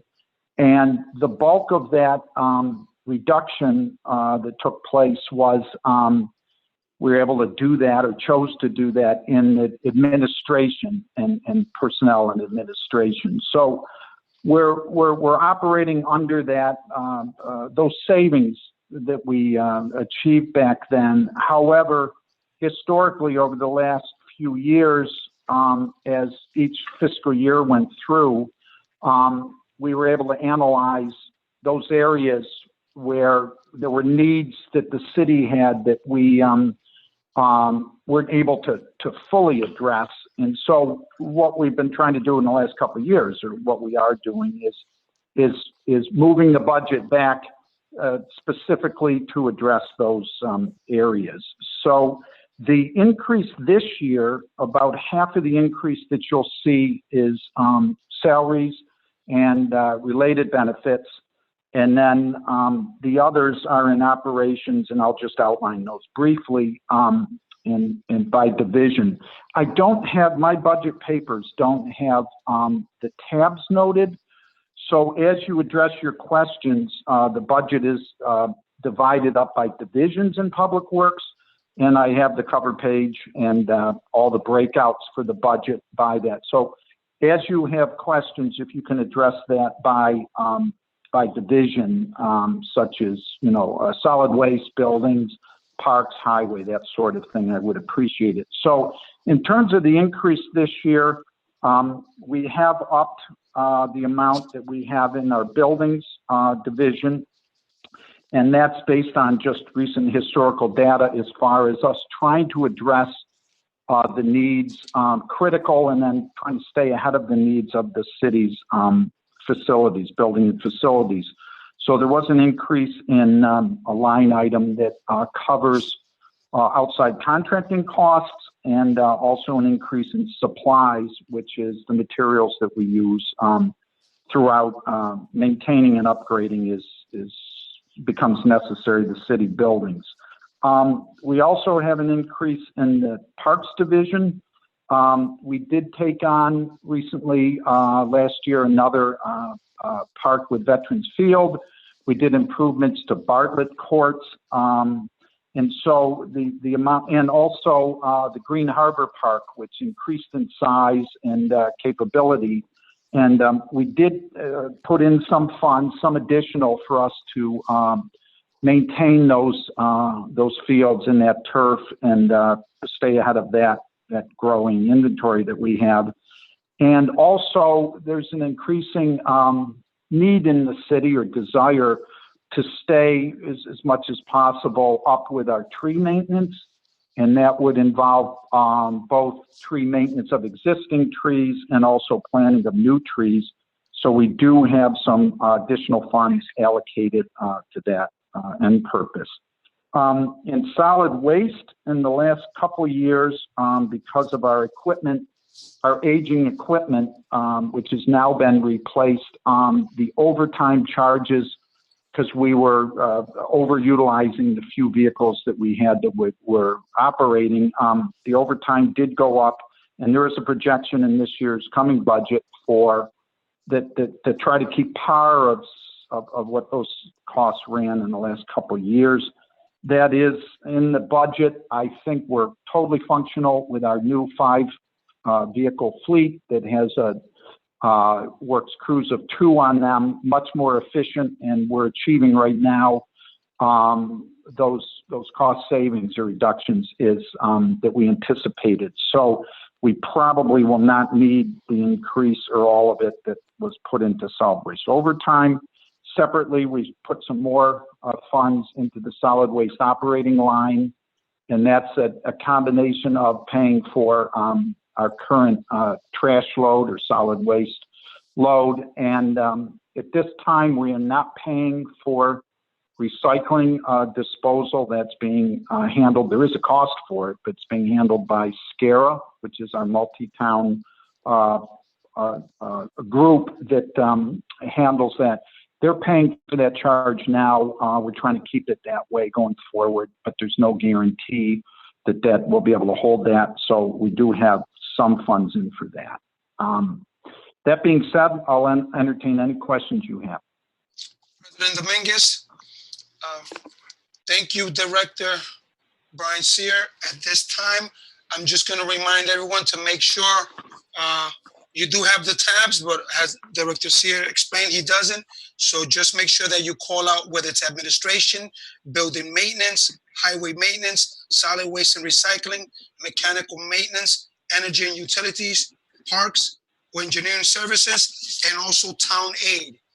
All right, that's part of it. Okay, so at this time, I will be calling Councilor Burke. Do you have any questions, sir, for the director? Yes, this is Councilor James Burke. I do, Mr. President. Thank you very much. Through you to Director Sear. Let's see. First off, on tab 23, which is parks. Director Sear, you mentioned an increase there, and some additional money for trees.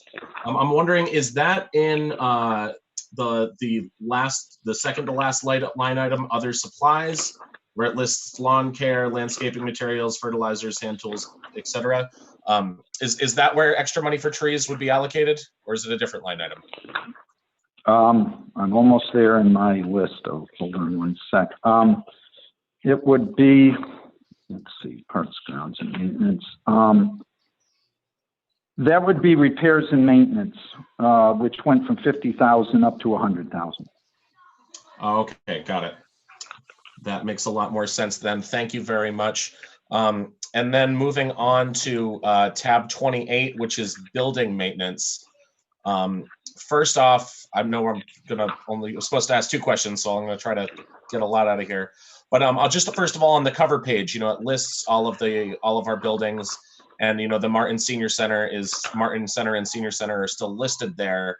And my thought was, are the increase for building maintenance, was that figure set with the idea that we will still be owning the Martin Center for the duration of this fiscal year, or did it have the intent of assuming that the sale would go through? No, that assumes the sale would go through. Understood. And then I just real quick, lastly, also on that section, there's a regular payroll increase of 32,595.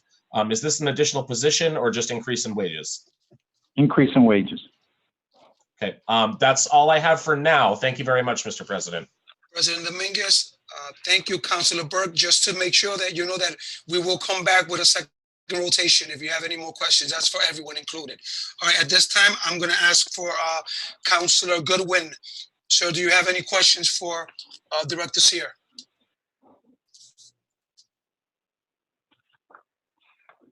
Thank you, Council President.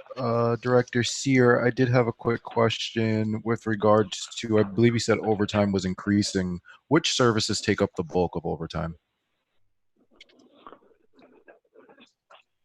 It would be a combination, the trend, oh, I'm sorry, this is Director Sear speaking. The trend more fully are building maintenance and solid waste. Building maintenance and solid waste. And keeping with building maintenance, there's an increase, which I'm sure many of us are happy to see in the building maintenance. I think it was roughly approximately 25K on tab 28. How would that be allocated, that increase? Is it on a priority basis? What's the plan? So the Goodwin, please make you state who you are again, please. Yes, I will. It's Director Sear answering that inquiry. There is a priority list, which I've already shared with Director McBride. There's ongoing needs at the, well, primarily it would be the finance building on Masonic Street, the police department, fire headquarters, and to a lesser degree, the fire station north and the fire station south. If I set a priority list, it would probably be in that order. There's a number of, I can go into much greater detail, but that's the priority list in terms of it. In Masonic Street, we have an central air conditioning system, which is not working. That would be on the list to be funded. We also have an elevator, which is currently out of service. That would be funded. Or as much as we could. We have windows that are older windows at that building that hopefully would be funded. We have made great progress at the police station, upgrading various areas there, but it's at the cycle of about 35 to 40 years, and that's needing constant attention. And there's a lot of work at the fire headquarters on Bank Street in terms of additional windows, separate air conditioning units, those sorts of things. That's great. If we could get that list, that'd be great. Or if I could get that list of the priorities. And then one really quick follow-up question would be, where does the current administration for the schools building fall on that list? Would it be in your top 10 for priorities? Or we currently, it's Director Sear responding. If I caught your question right, we are not, there's nothing in this budget that covers work at the schools. Thank you. No further questions. Okay, thank you. President Dominguez here speaking, and that was Councilor Goodwin speaking to Director Sear. Okay, at this time, I'm gonna ask for Councilor Booker Jr. Do you have any questions, sir? Yes, sir. This is Councilor Booker. Through you, President Dominguez, to Director Brian Sear. Tab 29. Why is there a line item increase for storm supplies, salt, sand, and plow blades, etc., of $25,000? This was not budgeted before. Is this a new way of budgeting for this? Was this an expense in a different line before? Councilor Booker Jr., what, I know you stated the tab, but what is the area? What does it go under? Because he doesn't have the tabs. He has only the, so what department is it? Is it mechanical maintenance? Is it solid waste? Mechanical maintenance. Thank you, sir. Yeah. Thank you. You're welcome. I don't want to butt in, but it's under Public Works, Oh, yeah. Highway Maintenance. Thank you, Mr. Sadi.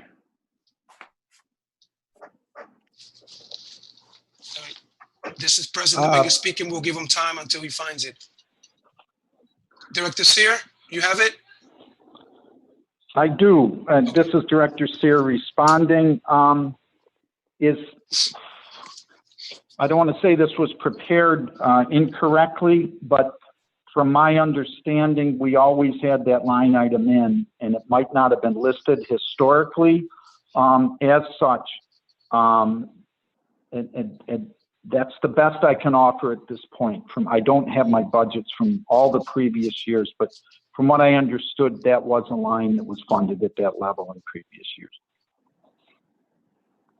Okay. All right. Well, that's all for now. Thank you very much. Okay, thank you, President Dominguez speaking. Thank you, Councilor Booker. Let's continue now with Councilor Dice. Do you have any questions for Director Sear? This is Councilor Dice. Thank you, President Dominguez. This question is for Director Sears. This is tab 34, which is Public Works, Parks, and Maintenance. My question is, there's a $50,000 increase for fencing, repairs, irrigation, and etc. And I would love to see that list of areas that you're working on, because I know a concern that I noticed at Green Harbor Beach, and you mentioned about the improvement and expansion of Green Harbor Beach, but it's the,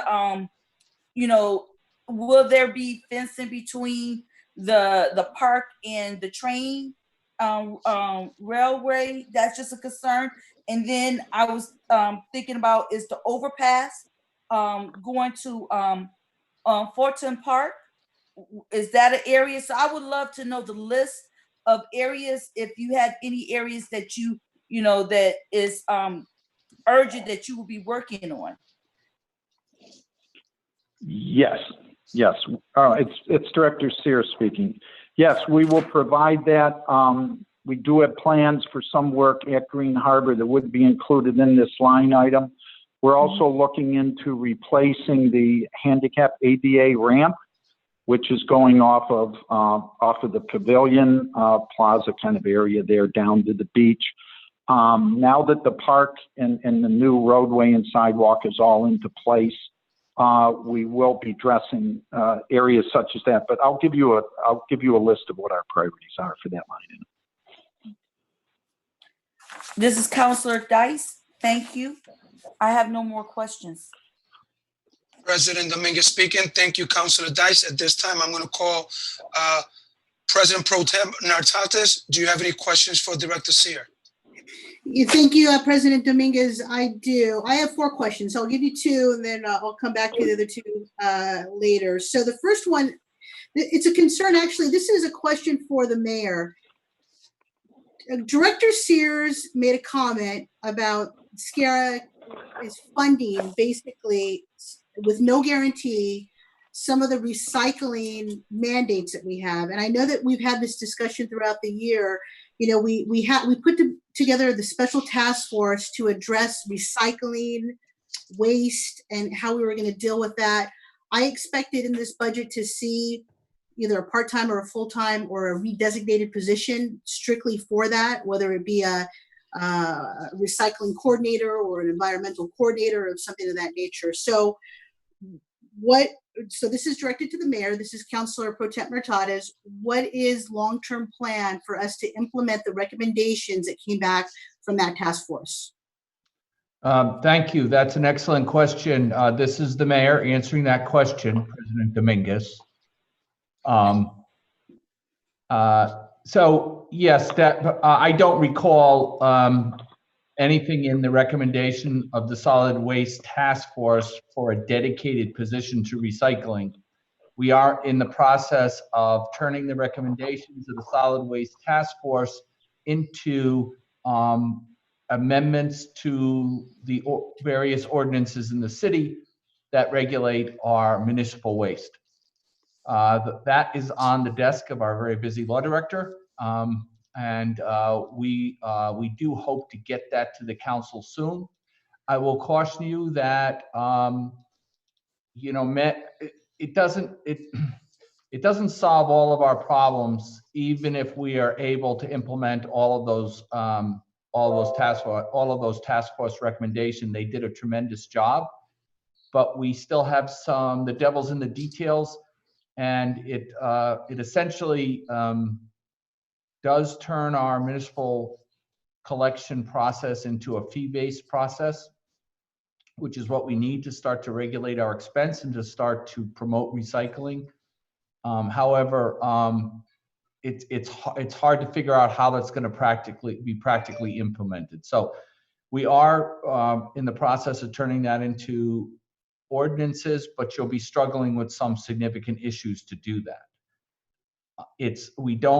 We don't anticipate this process impacting, and Director Sear can correct me if I'm wrong, but we don't anticipate this process significantly impacting our escalating costs for municipal waste collection and disposal in this fiscal year.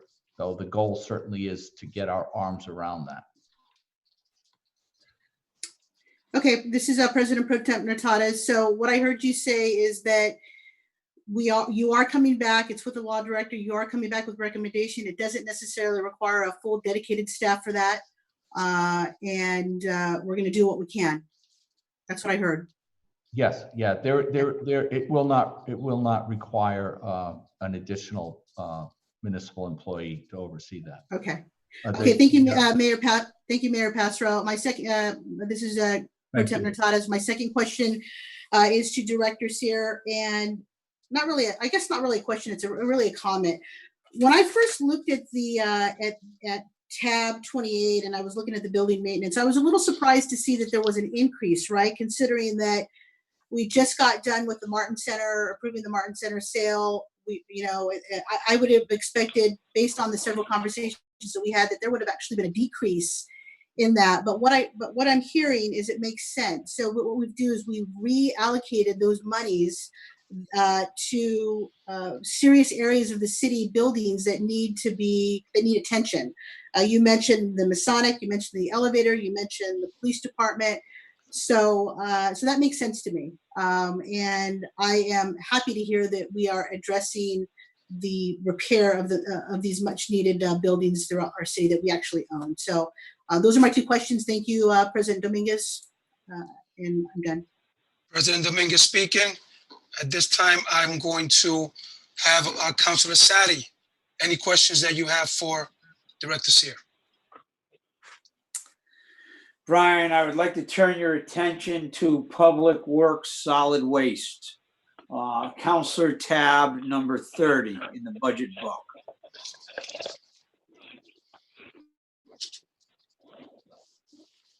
I'm there. Okay, so under health insurance, we have an increase of $45,531. Could you explain to me what that increase is in reference to? I can attempt, or I will, it's Director Cyr speaking. I can attempt, or I will refer that to the finance director. It was the finance department that made those calculations. I will, for reference, say that we do have 13, it's our largest by personnel division. We do have 13 employees in that division, but I would defer to the finance director. Mr. McBride. Yes, again, that's the increase in the overall healthcare cost that each division, each department incurs or is budgeting for.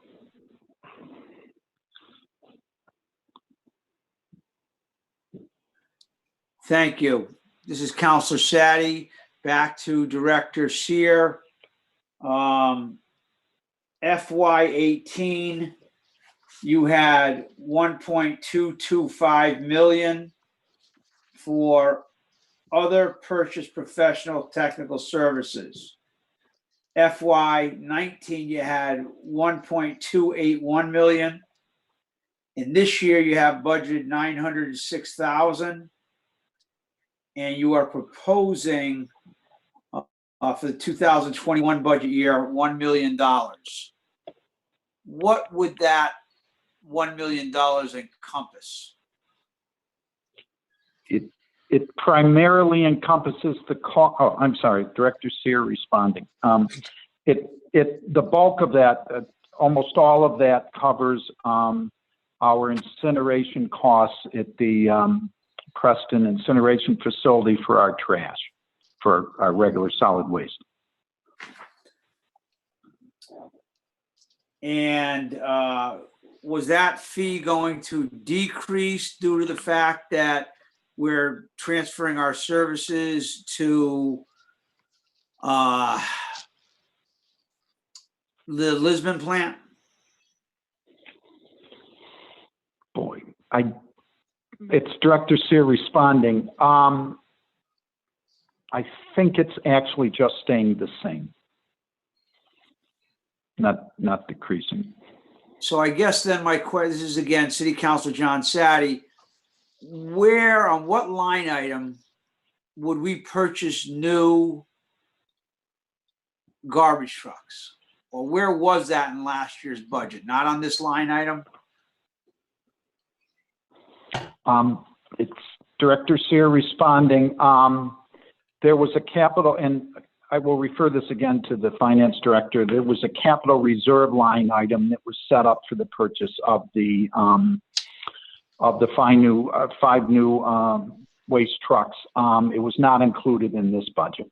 Yeah, this is Director McBride. That will be in a different area of your budget under internal transfers. You'll see the purchase or the allocation for the $250,000 annual payment for the loadal trucks in that particular tab.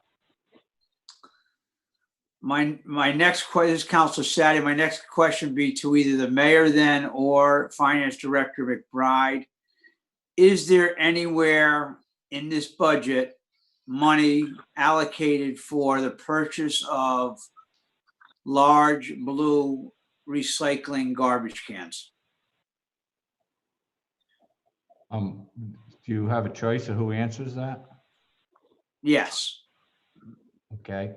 This is the Mayor mayor. Council, Would you like me to answer that or Mr. Mayor? whoever's better equipped.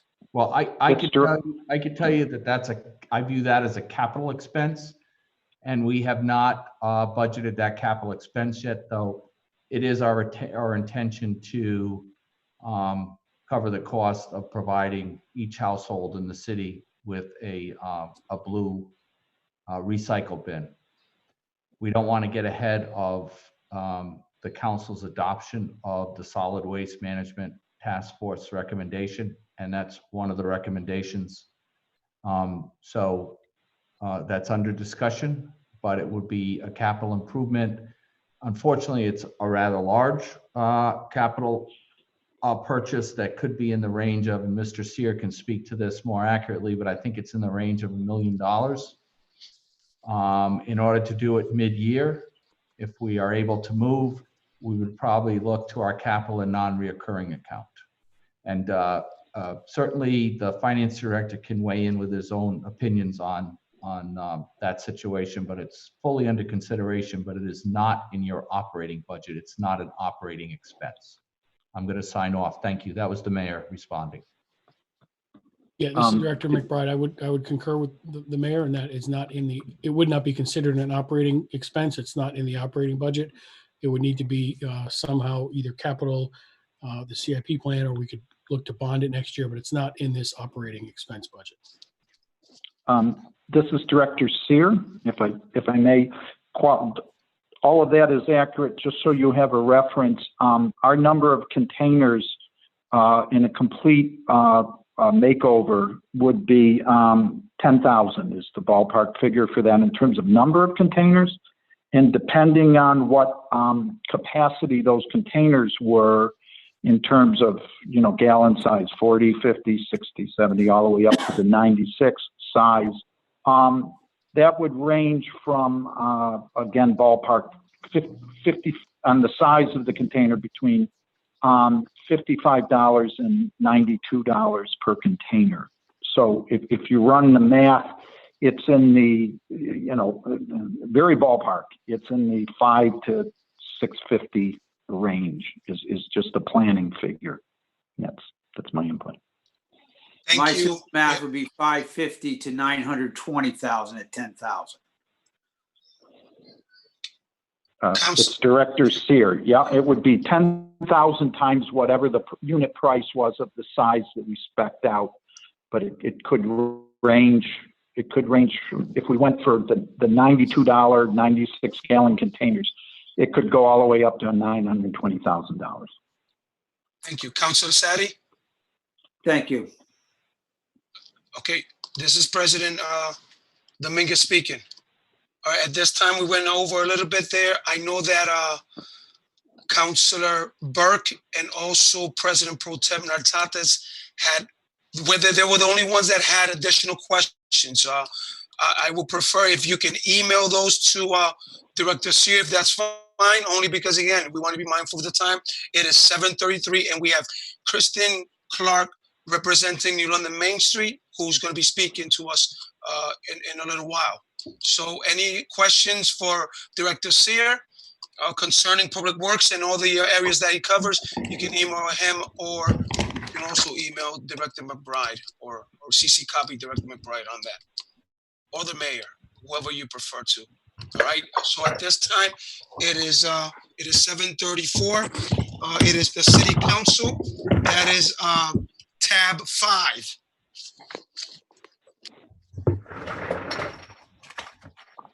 And the other thing I'm asking, when we're asking question, you know what, Director Sear did something which I thought is a good idea. So when you're speaking, you could say so-and-so speaking, and then when you respond, you could say so-and-so is responding when it comes to that. I think that kind of makes it easier. So at this time, I'm gonna allow Christine Clark to speak on behalf of New London Main Street. Thank you, Mr. President. Members of the City Council, I Good evening. Thank you. How's everyone doing? Good, good. Sorry, I'm still getting organized here. Give me 1 second.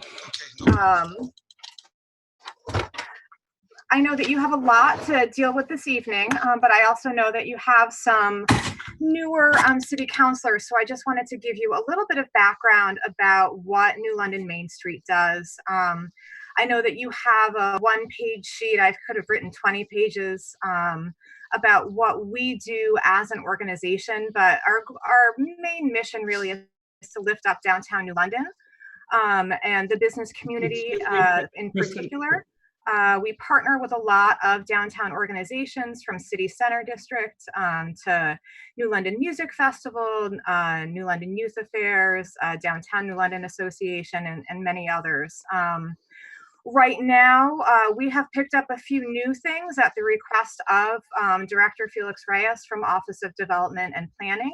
And obviously, those are focused on working with businesses in relationship to the shutdowns that are going on related to COVID-19 at the moment. So we have been posting a lot more on social media. We are going to be hosting a Zoom conversation with businesses to check in with them, to do additional outreach. I've been trying to social distance as well. And so we've been doing that excuse me, via Facebook messaging and direct phone calls to businesses as we can, as well as emails. And we're working to just create as much, to keep the businesses in people's minds as much as possible right now, hoping that the businesses will be able to pull through this. We are sharing information about the loan programs. We are trying to find out who's struggling with their rent. We're assuming it's everybody, and seeing if there's a possibility of working something out with landlords and things of that sort. But that's all right now in the moment. We have a virtual happy hour that's going on tomorrow, which is aimed at getting people to get takeout from restaurants and sort of being a little bit social while social distancing. We're planning a grand reopening for downtown New London once this all sort of passes, hopefully this summer, hopefully sooner than that, but probably this summer. But our normal programming focuses around marketing and business retention. We put together the food stroll, which is a really fun event. I mean, it's our event and I am partial to it, but it's a great event. If you haven't been, it's really a fun night to walk around, experience the restaurants in New London, and just, it's really one of those days that it's kind of New London at its best. We work to put together the Small Business Saturday and the community tree lighting event. We created some new retail focused events in December for people who could do late night shopping on Thursday evenings. But then we also do some programs that work to make downtown feel more welcoming. And that is our Light Up New London program, where we put lights inside storefront windows.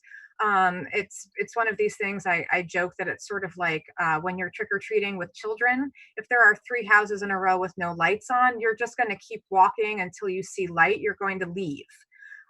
And it's the same sort of feeling, is that people feel safe and more welcome when it's light downtown. And so we've been working on that on Upper State Street with varying levels of success.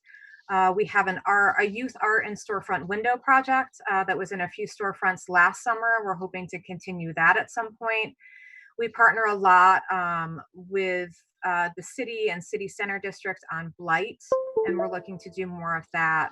And those are sort of our key programming, really. We do have a website. We put together a weekly e-blast of events.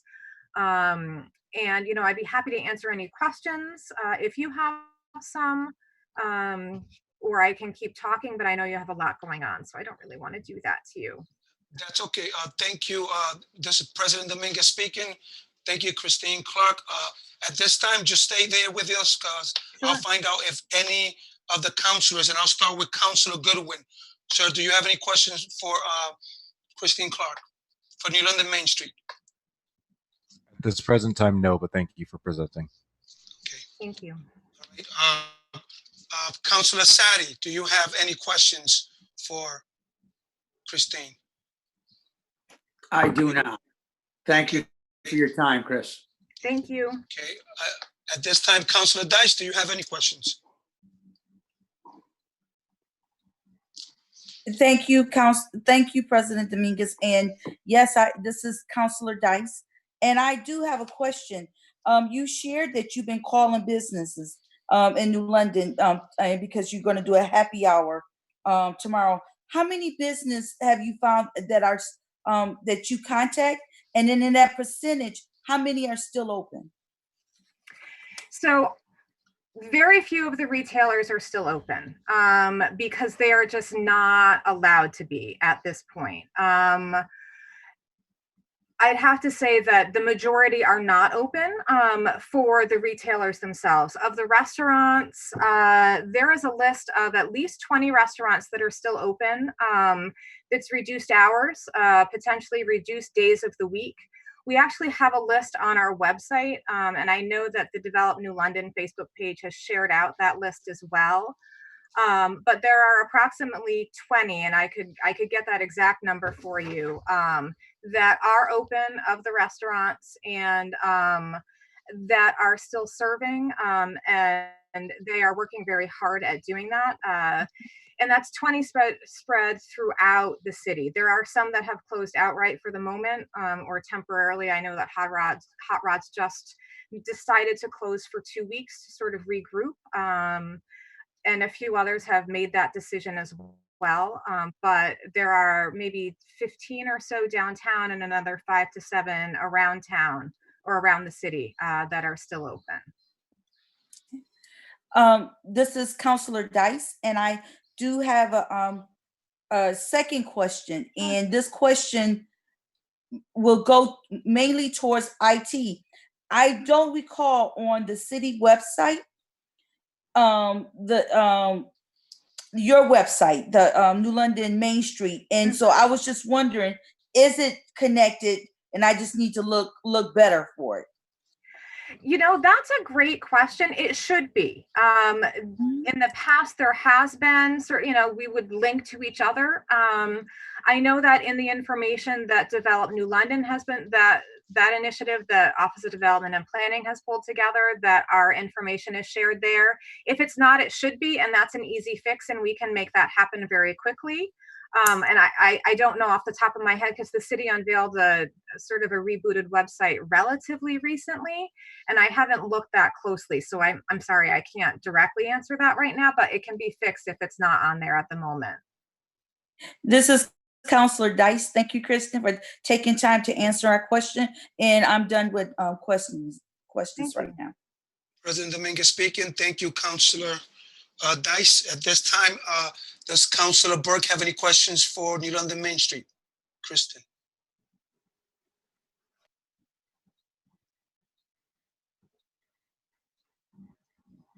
Yes, thank you very much, Mr. President. This is Councilor James Burke. Kristen, thank you so much for your presentation. I see, you know, the City Council has been making a $13,140 contribution for the past several fiscal years. I just wondered, you know, if you could just say what percentage of your total operating budget our contribution is, and you know, maybe if there's any backup on how that figure came to be originally. And thank you very much. Sure. So the city funding level has gone up and down over the years. I've been with New London Main Street this time through for about 3 years. I worked for Main Street about 20 years ago, actually. So this is one of the lower levels, actually, of funding. About 4 years ago, the city was giving New London Main Street $40,000 a year. We had a part-time director at the time, and as a result, sort of part-time programming that kind of happens when you have a part-time director. And the city made the decision at that point in time to fund 3 groups with that funding, New London Main Street and 2 others. And so that's where that $13,140 came from. I believe there was a point in time that the funding from the city, especially when there was a period when there was no director of the Office of Development and Planning, that level of funding was higher. I want to say it was close to $70,000. I don't think that's an appropriate level of funding personally. But that sort of is the genesis of how the funding went, is that it was quite high. It was 40,000 and now it's 13,140. Okay, no other questions of Kristen. I might have something on the council budget at large, but I'll hold for the moment. Thank you, President Dominguez. Okay, thank you, President Dominguez speaking. Thank you, Councilor Burke. Councilor Booker.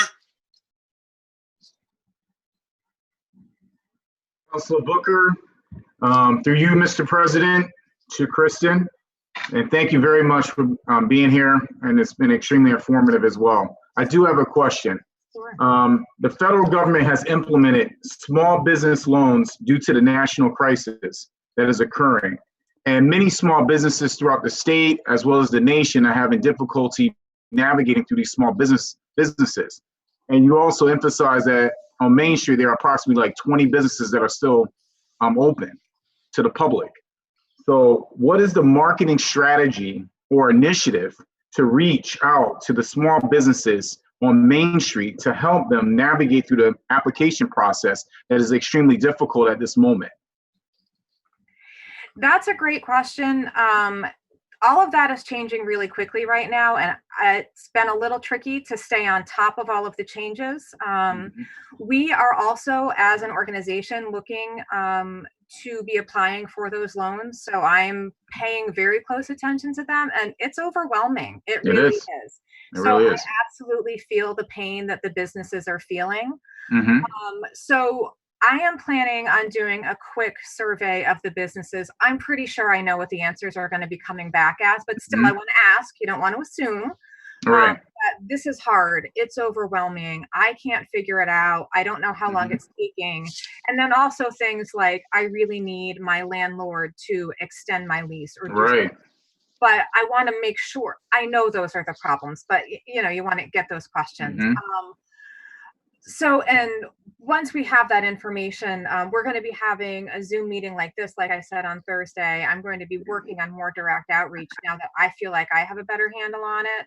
And then trying to find out what we can do, reaching out to the chamber, reaching out to Sector, which is the regional economic development agency for this area, and saying, hey, listen, this is working, this isn't working. And these are the list of businesses, because I just spoke with them, that are having trouble with the paperwork. These are the ones that have gotten it through. Hopefully we can find out some that have had some level of success, and we'll be able to say, okay, this is what they did that worked. Is that something that you can duplicate? Or what are your challenges? Is it a language barrier? Is it time? Is it just that, you know, legalese is tricky for everyone? And so I think it's going to be a lot of individualized working one-on-one with businesses. And, you know, I know that the city is down one staff member in Office of Development and Planning. And because everything is closed, we're not hosting events right now. And it's important for us to be able to be flexible and to say, hey, you know, we, Main Street as an organization and me as their paid staff person need to say, this is the most important thing right now. We have other programs that we could be doing, but this is what we need to focus on right now. Well, thank you very much. And no further questions. Thank you. President Dominguez speaking. At this time, I will ask President Pro Tem Nartates if she has any questions. This is President Pro Tem Nartates. I do not have any questions. Thank you. Okay, thank you. This is President Dominguez speaking. Christine, thank you for taking time out and being here and presenting to us.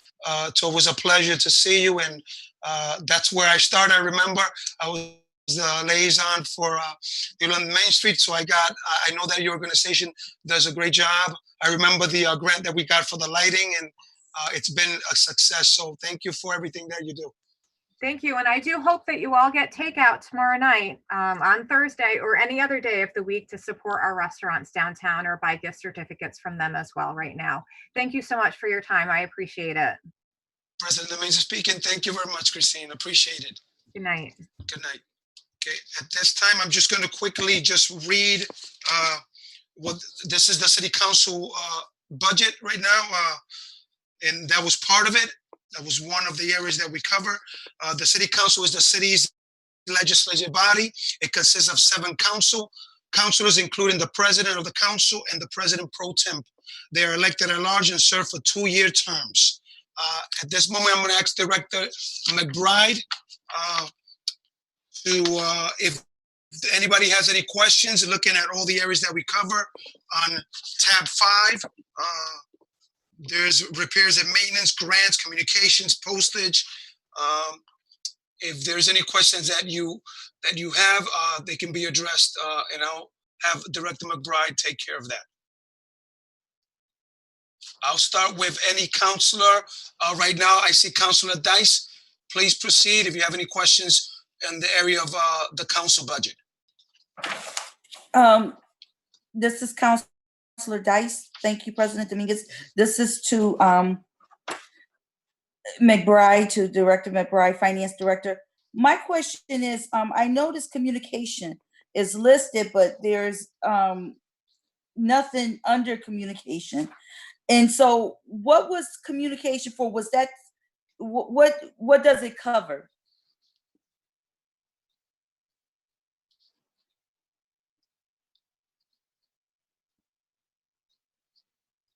Or what should it cover? Excuse me.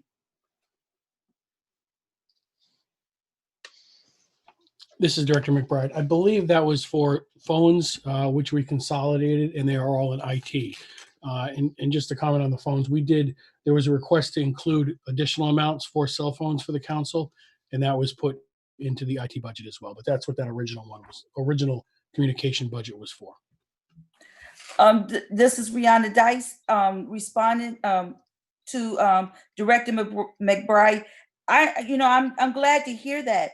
Would the administrative assistant also be included with the cell phone?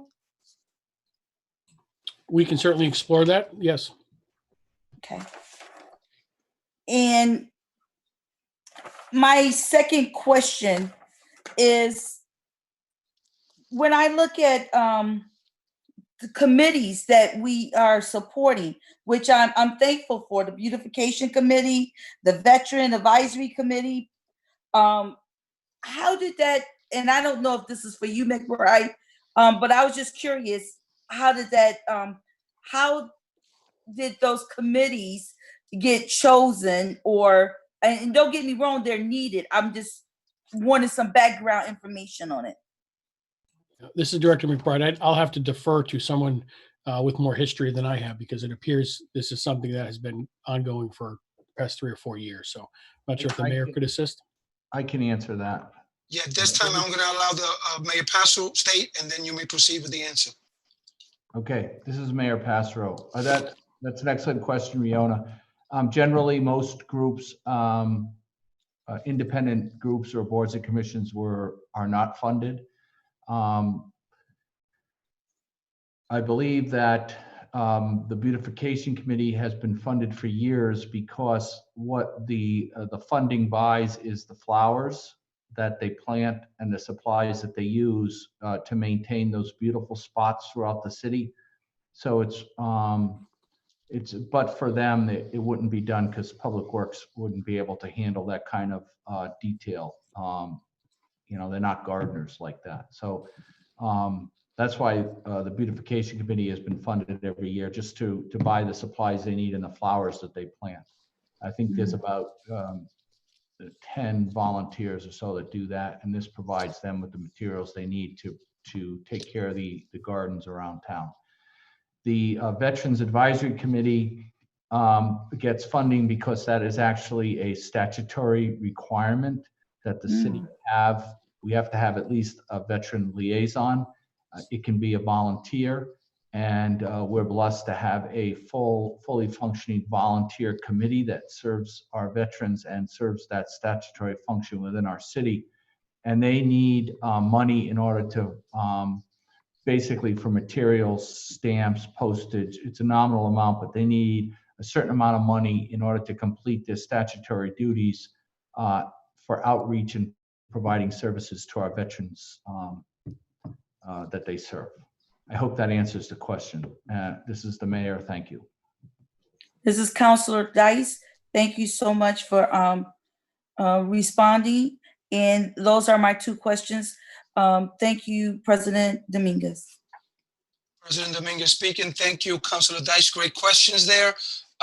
Just to mention that I'm also going to allow, eventually, if there's any questions, I'll allow also our administrative secretary to the council, Jennifer Starks, to answer any questions too, because she's very familiar too with the budget. And just to make a correction on the beautification committee, thanks to our secretary, it's 18 volunteers. 18 volunteers, not 10. Okay. All right. So with that said, do we have? Let's go to Councilor Goodwin at this time with any questions. Thank you, President Dominguez. I don't think I have questions at the moment. My one question was going to be for the council cell phones, but that was answered. So thank you. Thank you, President Dominguez speaking. Thank you, Councilor Goodwin. At this time, I'm going to have President Pro Tem Nartates. Do you have any questions? I do. Thank you, President Dominguez. Sounds like Jenny, you may have a cell phone and we'll be able to have access to you 24/7. Yes. Here are my questions. So Councilor Dice brought up a really good question regarding, how do we figure out or the history of funding these particular committees. So I want to take the VW Post. I mean, we know that we do a one-time purchase on those flags. I know it's expensive. It's in the budget. But the advisory committee went from 2018 to $721, and it bumped up to a proposed 2020 for $2,000, even though actuals for 6 months is only $551. There's a little bit of discrepancy in that, and this is direct. This is President Pro Tem Nartates directing the question to the Director of Finance. This is Director McBride. I'd like to ask Jenny for some assistance on that. Are you aware of that expenditure? For the Veterans Advisory? Yes.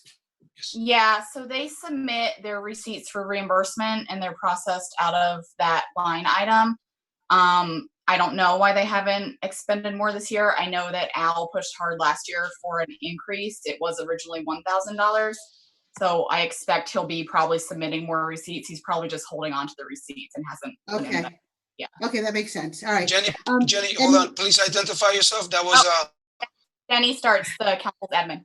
Thank you. Okay, thank you. And this is a question for Jenny. This is President Pro Tem Nartates. So I see line item other purchase services. We were short last year, and I remember that very, very clearly because we had to order some extra things at the end of the year. So we've got, I just want to point that out. We're halfway through. We've already spent 364 and our budget is only 500. That's coming in probably about $250 short there.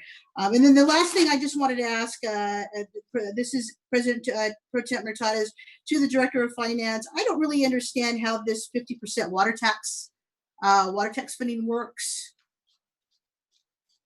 for the water taxi.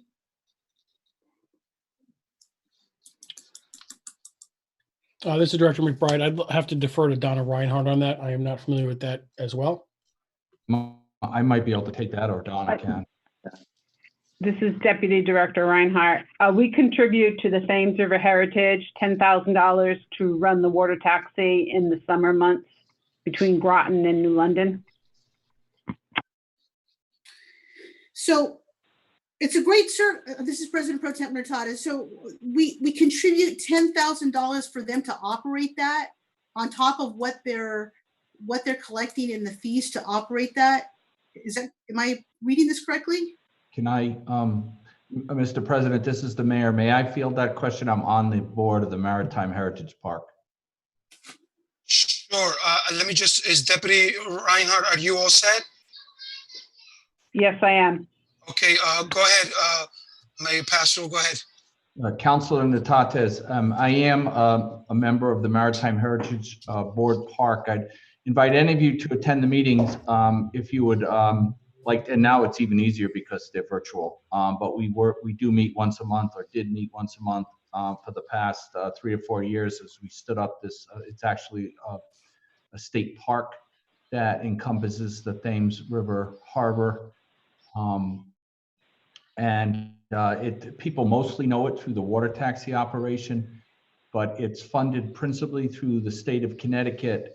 The city of Groton and the city of New London both match. It's like a matching grant.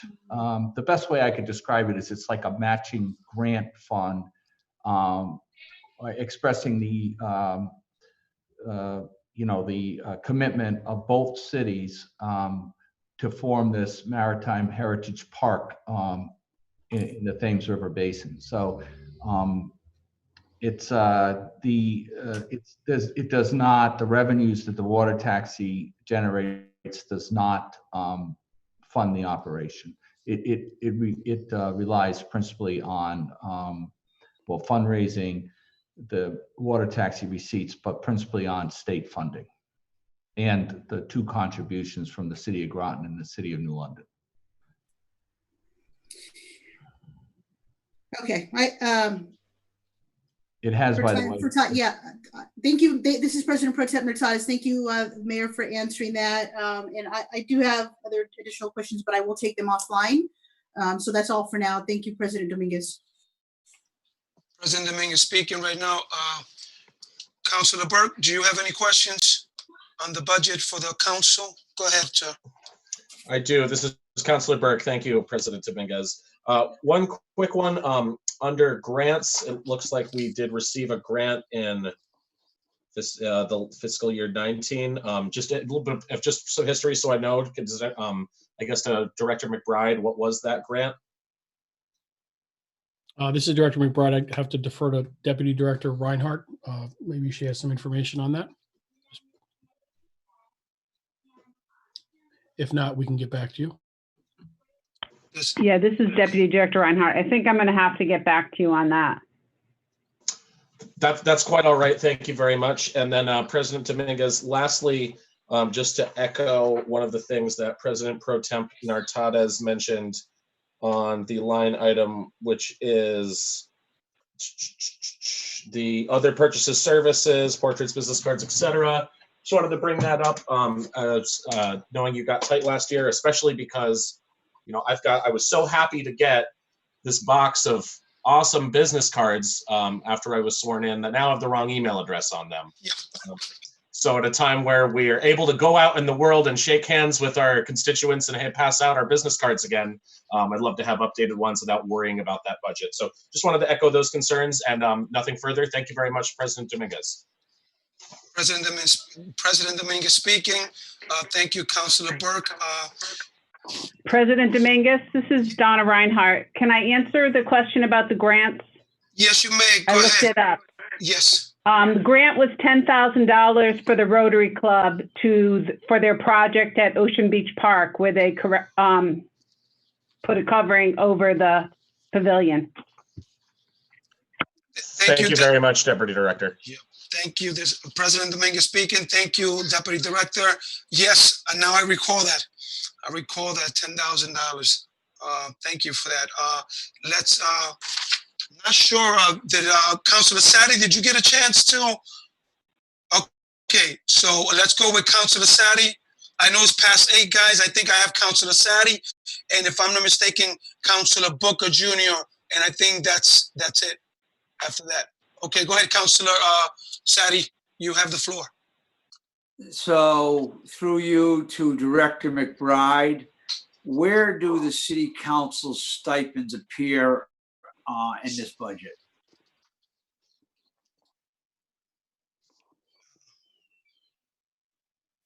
Consulting. This is Director McBride. You'll see them in the consulting line item, the $18,250, and it's described in the detail to the right.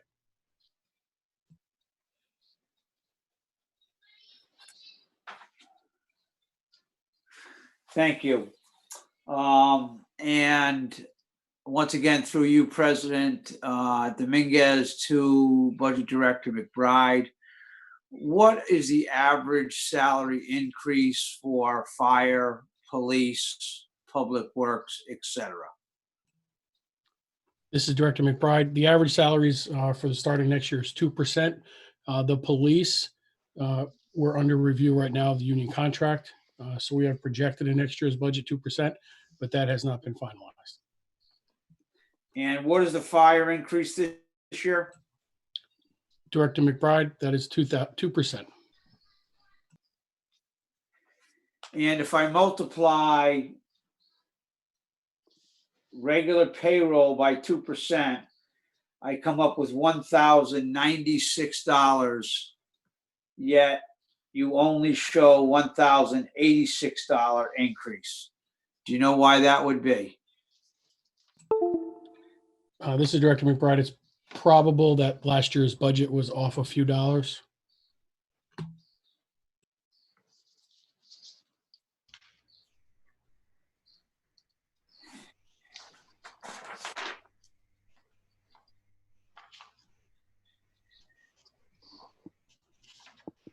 Councilor Sadi, is this part of the council budget? It is, yes. You're talking about fire. You're talking about. Yeah, can you can you bring it full circle so that we can understand where you're going with this? Yeah. So when do we entertain motions for increases and decreases in these budgets? Is tonight the night that we start that, or do we do that in the next round? This is Director McBride. We will probably do that in the next round. This is not a night for approving any budgets. This is a night for reviewing and answering questions. Thank you. I have no further questions, but I do have a comment regarding the question that somebody had in reference to the Veterans Advisory Committee. Director Kinsel states, to cover our outreach expenses and expenses for SailFest and Military Appreciation Day, direct mail to our veterans to keep them informed of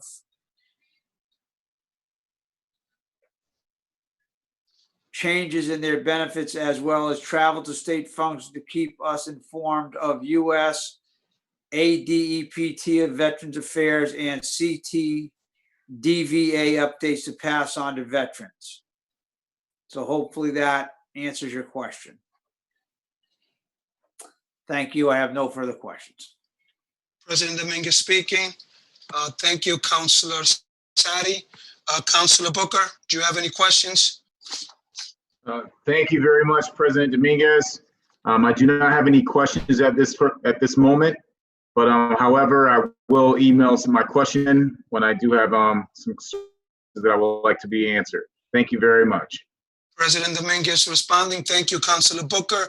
At this time, I want to just take this time to thank everyone for being part of the first day of our budget proposal, reviewing it. I want to also thank Jenny Starts, our administrative secretary, because I think without her, you know what, I don't think we'd be as much informed. So we appreciate all the work that you do, and as you keep the office organized and keep us up to date with everything, with the agendas, with the texts that you send us. So we appreciate all the work that you do, and it's not taken in vain. So with that said, I see a clap. With that said, we'll be signing off, and we will see everyone here tomorrow, same time, same Zoom channel. You guys have a good night. Is there a need for a motion to adjourn, Council President? I don't believe so, because we didn't enter with a roll call that I know of. I don't recall that in previous meetings. Would you agree with that, Mayor Passero? I apologize. President Dominguez, I should have noticed that at the beginning, but you probably should. You should have had a roll call and open the meeting officially and close the meeting, because it is a special meeting of the City Council. Okay, so now because we didn't have a roll call, yeah, then you know what it would defeat the purpose of us closing it with a right? Because we didn't do it in the beginning. Yeah. So that settles it. So I'll see everybody Well, President Dominguez, you could, for the record, call the meeting to order, and then we could adjourn. I mean, for the record. So we'll do it. I'll have Jennifer start, do the roll call. Yes, I think that's appropriate. So this is the Finance Committee meeting. Usually just announce the committee members, and you should adjourn the meeting. Yes, she is. Substitute parliamentarian, Jenny. We couldn't pull it out. Thank you. There you go. Okay, so all we do is meeting adjourned? No, you just state who's on the meeting, or who attended the meeting, and then adjourn. All right, so all those in attendance tonight, President Efrain Dominguez, Richard Genevieve, Almer Natatis, President Pro Tem Almer Natatis, Councilor John Sadi, Councilor Kevin Booker Jr., Mayor Michael Passero. No, just the members of the committee. That's all. That's all. All right, and Councilor James Burke, Councilor Rihanna Dice, Councilor Curtis Goodwin, and Councilor Sadi. Did I say more? Councilor Dice. Okay. I'd be then glad to entertain a motion to adjourn. Do we have a second? It's been properly seconded by Councilor Dice. All those in favor say aye or raise your hand. Aye. All those opposed say nay. All right. Thank you, guys. Thank you, everyone. Bye. All right. Have a good night. Everybody have a good night.